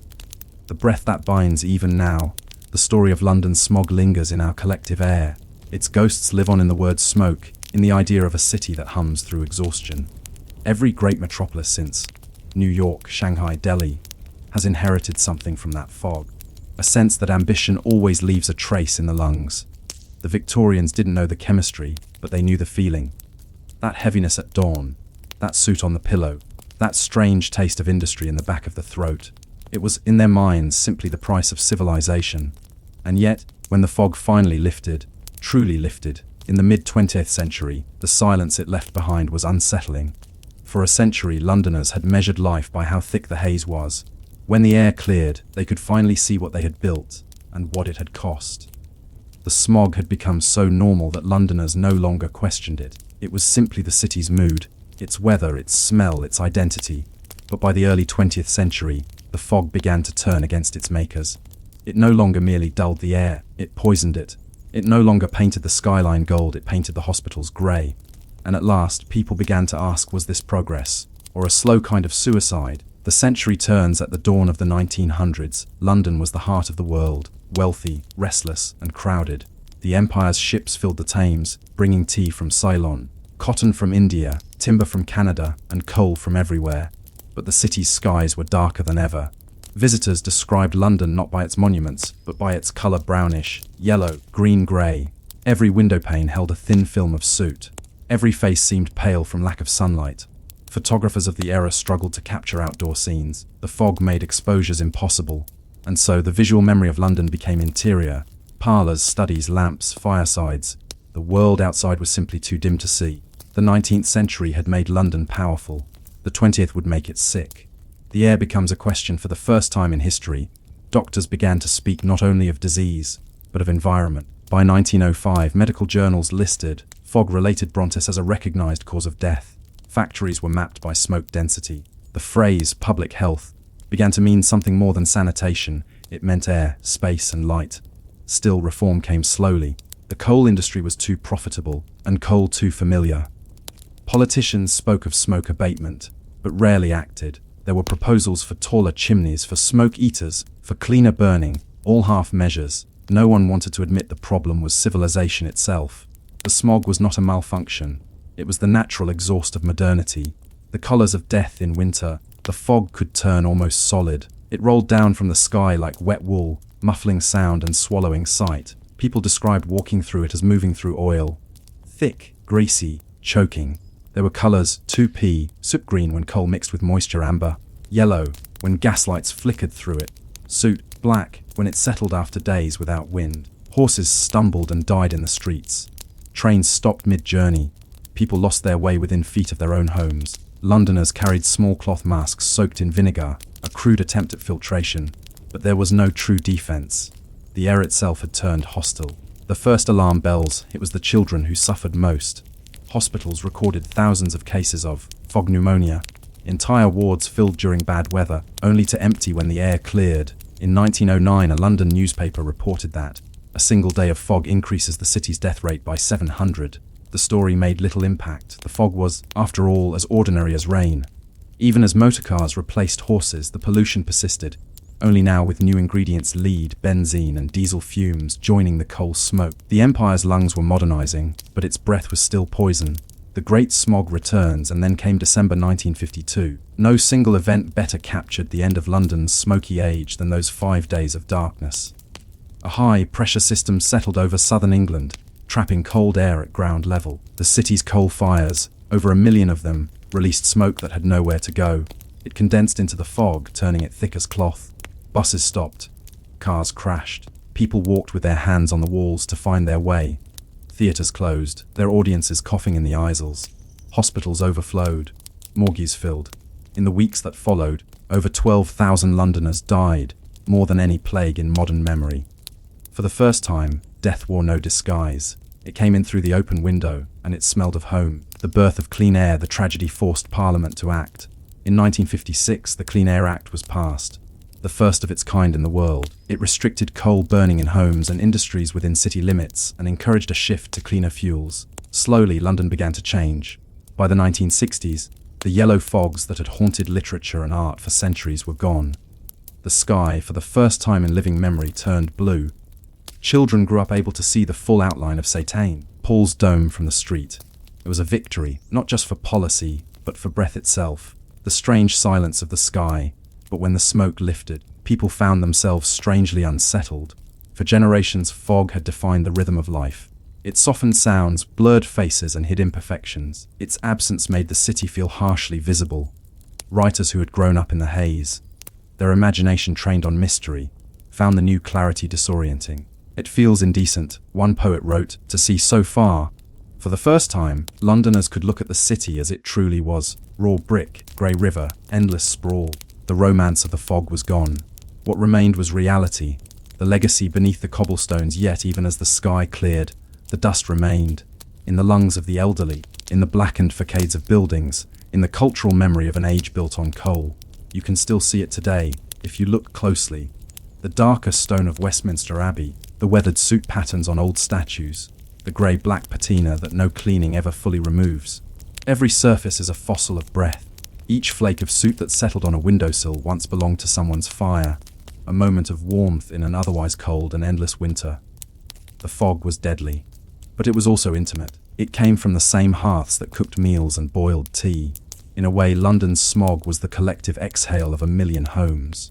The modern reflection today, cities still battle their own versions of the London fog. Not coal, but carbon, plastic and light.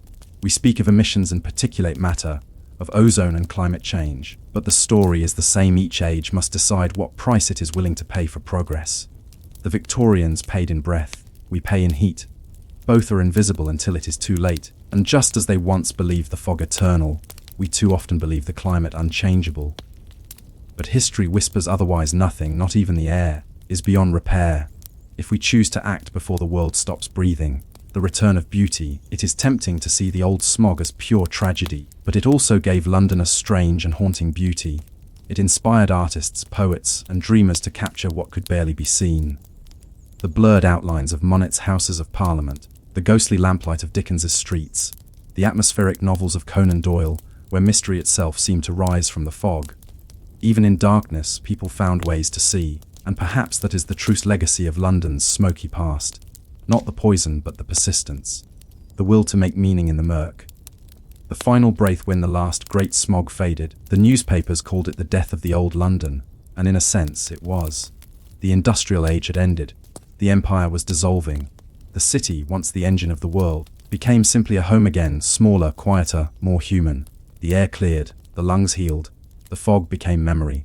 But beneath that clarity the same pulse remained, the rhythm of labor, of movement, of people who refused to stop breathing, no matter how hard it was. Reflection: if you stand today on Waterloo Bridge at dawn, the Thames glimmers clean and open. You can see the glass towers to the east, the Wheel to the south, the dome of St. Paul's catching pale sunlight. The air is crisp. The wind smells faintly of rain, but if you close your eyes, you can almost hear it. That distant hum, that ghost of breath that built an empire. The fog is gone, but the city remembers. Every inhale carries a whisper of coal. Every exhale, a note of gratitude. And somewhere in the silence between, the empire of dust finally sleeps. Before the 19th century, time was a local thing. Every town had its own noon. The sun stood overhead, the church bell rang, and that was time. Not a universal law, but a local agreement. The blacksmith's forge in Bristol struck its hammer a few minutes after London's. The fisherman in Cornwall began his day while Manchester still slept. Even the parish clocks in neighbouring villages disagreed by several minutes, sometimes more. It didn't matter. Life was slow, seasonal, and bound to the earth. A man rose with the dawn, worked until dusk, and let the rest of the world move at its own pace. But then came the railways, and the railways refused to wait for the sun. The problem of many noons: imagine, for a moment, that it's 1840. You are standing at a small railway station outside of London, perhaps in Reading or Swindon. The morning mist has barely lifted. A crowd gathers near the platform, clutching paper tickets that still feel new and strange. The station clock reads 11:55 am, but your pocket watch says 12:02. No one knows which is right. And that small difference could mean the difference between catching the train or watching it vanish into the distance. The train schedule pinned to the wall lists departure times, by London time. But your town keeps its own. The world has begun to move faster than the sun can follow. The coming of the clock, the expansion of the railway system in Britain during the early 1800s changed everything about how people moved, traded, and thought. In 1825, the world's first steam-powered passenger railway opened, the Stockton and Darlington Railway in northern England. By 1840, thousands of miles of track crisscrossed the countryside. Trains carried goods, letters, and people at unprecedented speeds so fast that local time itself began to break down. A train might leave Bristol at 11:30 local time and arrive in London at 1:20, except that in London, it would actually be 1:25 by the city's clock. Confusion reigned. Letters arrived before they were sent.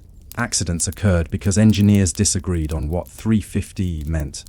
Something as ancient as time had suddenly become a logistical hazard. The dream of standard time, it was the railways that first demanded order.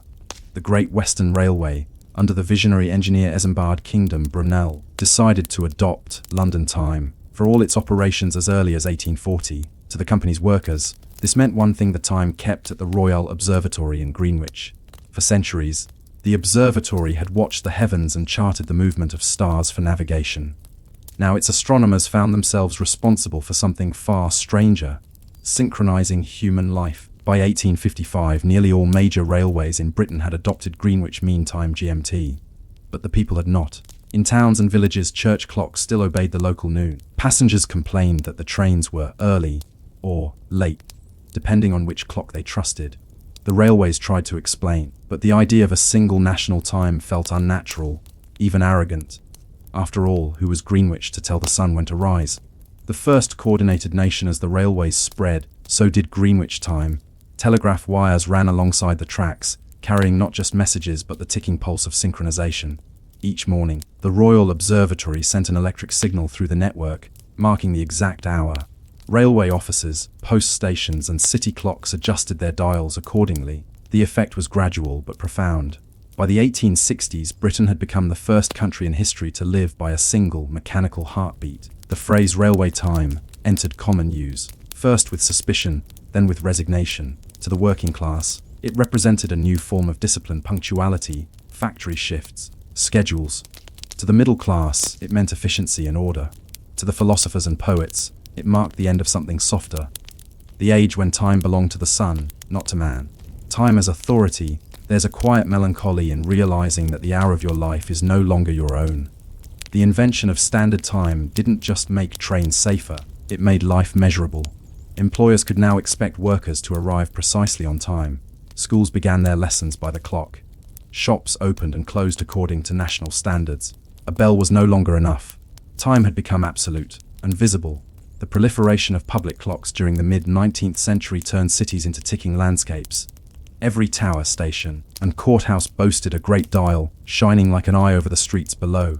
To walk through London in 1870 was to be reminded, at every corner, of time's passing. The age of timeless toil was over. The age of the schedule had begun. The minute hand and the mind psychologists of the period, though they did not yet have that name, noted something curious. People began to feel anxious when clocks disagreed. They worried about lateness, about lost minutes. The human mind was being quietly trained to move in sync with machines. The historian Lewis Mumford would later call the clock the key machine of the modern age. Before engines, before electricity, there was the gear and the pendulum. The first factory was not the mill, but the clock tower, and yet there was beauty in it too. The precision of the clockmaker, those tiny brass wheels, the heartbeat of escapements and pendulums, was itself a kind of artistry. Each watch carried the skill of generations, each tick a miniature triumph of human craft. The loss of natural time was also the birth of mechanical wonder. The telegraphic empire, the spread of time across the world, was not limited to Britain. As the empire expanded, so too did its sense of punctuality. Telegraph cables connected continents, transmitting not just news but seconds. Ships set their chronometers by Greenwich before crossing the seas. Colonial administrations ran on London time, even when the local sun disagreed. By the late 19th century, the world was divided not by kingdoms but by time zones. The decisive moment came in 1884, at the International Meridian Conference held in Washington, D.C. Representatives from 26 nations gathered to agree upon a single prime meridian, and they chose Greenwich. The line through that quiet observatory in southeast London became the anchor of global time. Longitude zero, the center of the clockwork world. It was a victory for order, and an odd kind of imperial poetry. Every hour on Earth, every second counted, now began from the same spot where British astronomers had once watched the stars. Time and power, of course. Not everyone was pleased. Many countries saw the adoption of Greenwich Mean Time as an act of cultural dominance. France resisted for decades, keeping Paris time in protest until 1911. Some towns even refused to reset their clocks, a quiet rebellion against what they saw as British arrogance. But resistance was futile. Trains, telegraphs, and commerce made synchronization inevitable. To exist outside standard time was to be disconnected from the modern world. The human race had created something too efficient to ignore, and once invented, time could never again be local. The human cost of precision, the rhythm of industrial life accelerated. Factory sirens replaced rooster calls. Lunch hours were measured by the minute. Children were taught punctuality as a moral virtue. Timekeeping became not only a science but a form of control. Time is money, said Benjamin Franklin, a phrase that would become the creed of capitalism itself. The pocket watch became a symbol of status. To own one meant you were part of the new world, a person whose life was accounted for, whose days could be planned, sold, and saved. But something was lost in the ticking. The fields no longer governed the day, the whistle did. The stars no longer told you when to sleep, the clock did. The human body, once bound to light and rest, now obeyed the iron cadence of machinery. Progress once again had a price. The gentle irony, and yet, even in this regulated world, people dreamed of escape. Writers like Henry David Thoreau and John Ruskin lamented the tyranny of time, longing for slowness, for quiet mornings unmeasured by clocks. Ruskin wrote that the modern man counts his hours but not his moments. Still, the clockmakers themselves, those quiet artisans hunched over gears and jewels, saw beauty in what they made. Each timepiece, no matter how small, was an attempt to capture eternity in brass. They weren't enslaving humanity to time, they were simply giving it a rhythm to live by.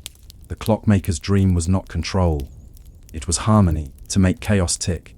The moment before midnight, by the end of the 19th century, time had become universal. Telegraphs flashed seconds across oceans. Railways synchronized continents. Factories rang bells by the same hour in London, Bombay, and New York. The earth itself seemed to pulse with human order, a global heartbeat powered by coal, steam, and precision engineering. But under that rhythm, a question lingered: had we mastered time, or had it mastered us? The late 19th century was an age obsessed with punctuality. To be early was to be virtuous, to be late was to be suspect. Trains, factories, schools, armies, all now demanded that human beings live not by nature's rhythm, but by mechanical time. What had once been a marvel, the idea that clocks across the nation could agree, became a quiet tyranny.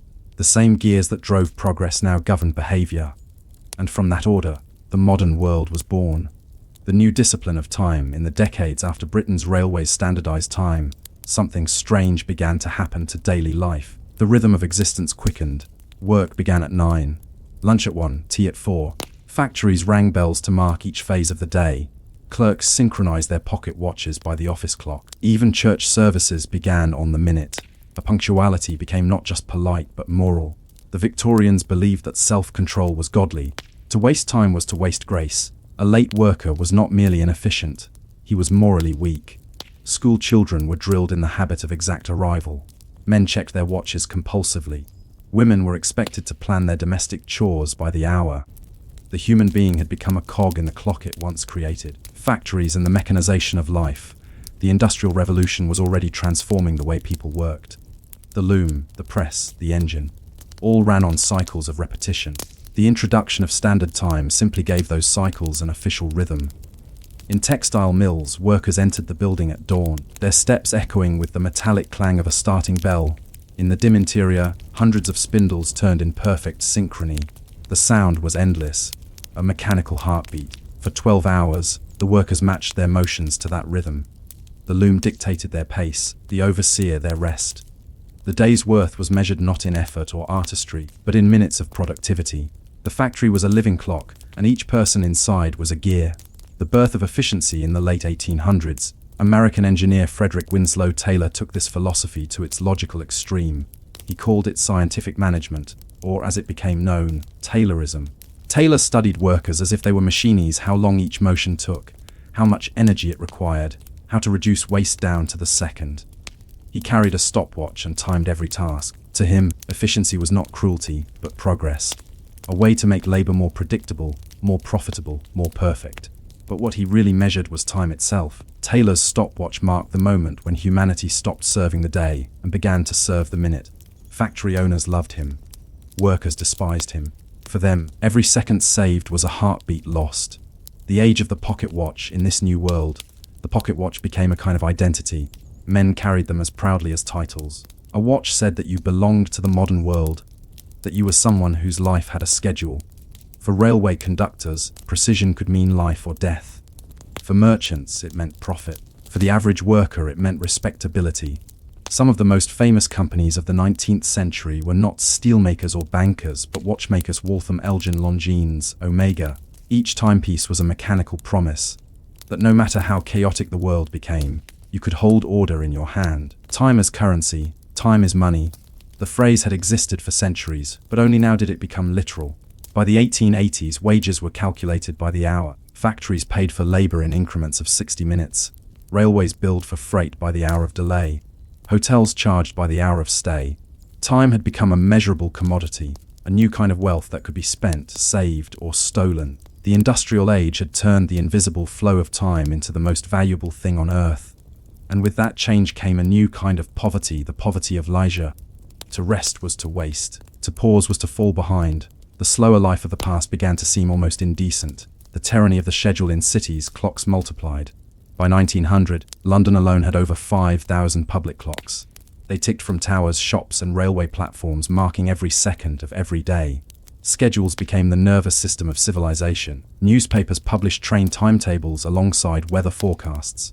Factories distributed work rosters printed with exact shift times. Families set their meal hours by the chime of Big Ben broadcast over the radio.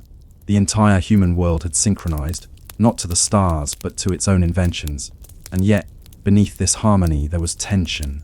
People began to feel time closing in, the constant awareness of being late, of running out, of life slipping away in measurable pieces. The poet Matthew Arnold called it, this strange disease of modern life. with its sick hurry, its divided aims. The militarization of time, then came the wars. When the First World War erupted in 1914, the entire machine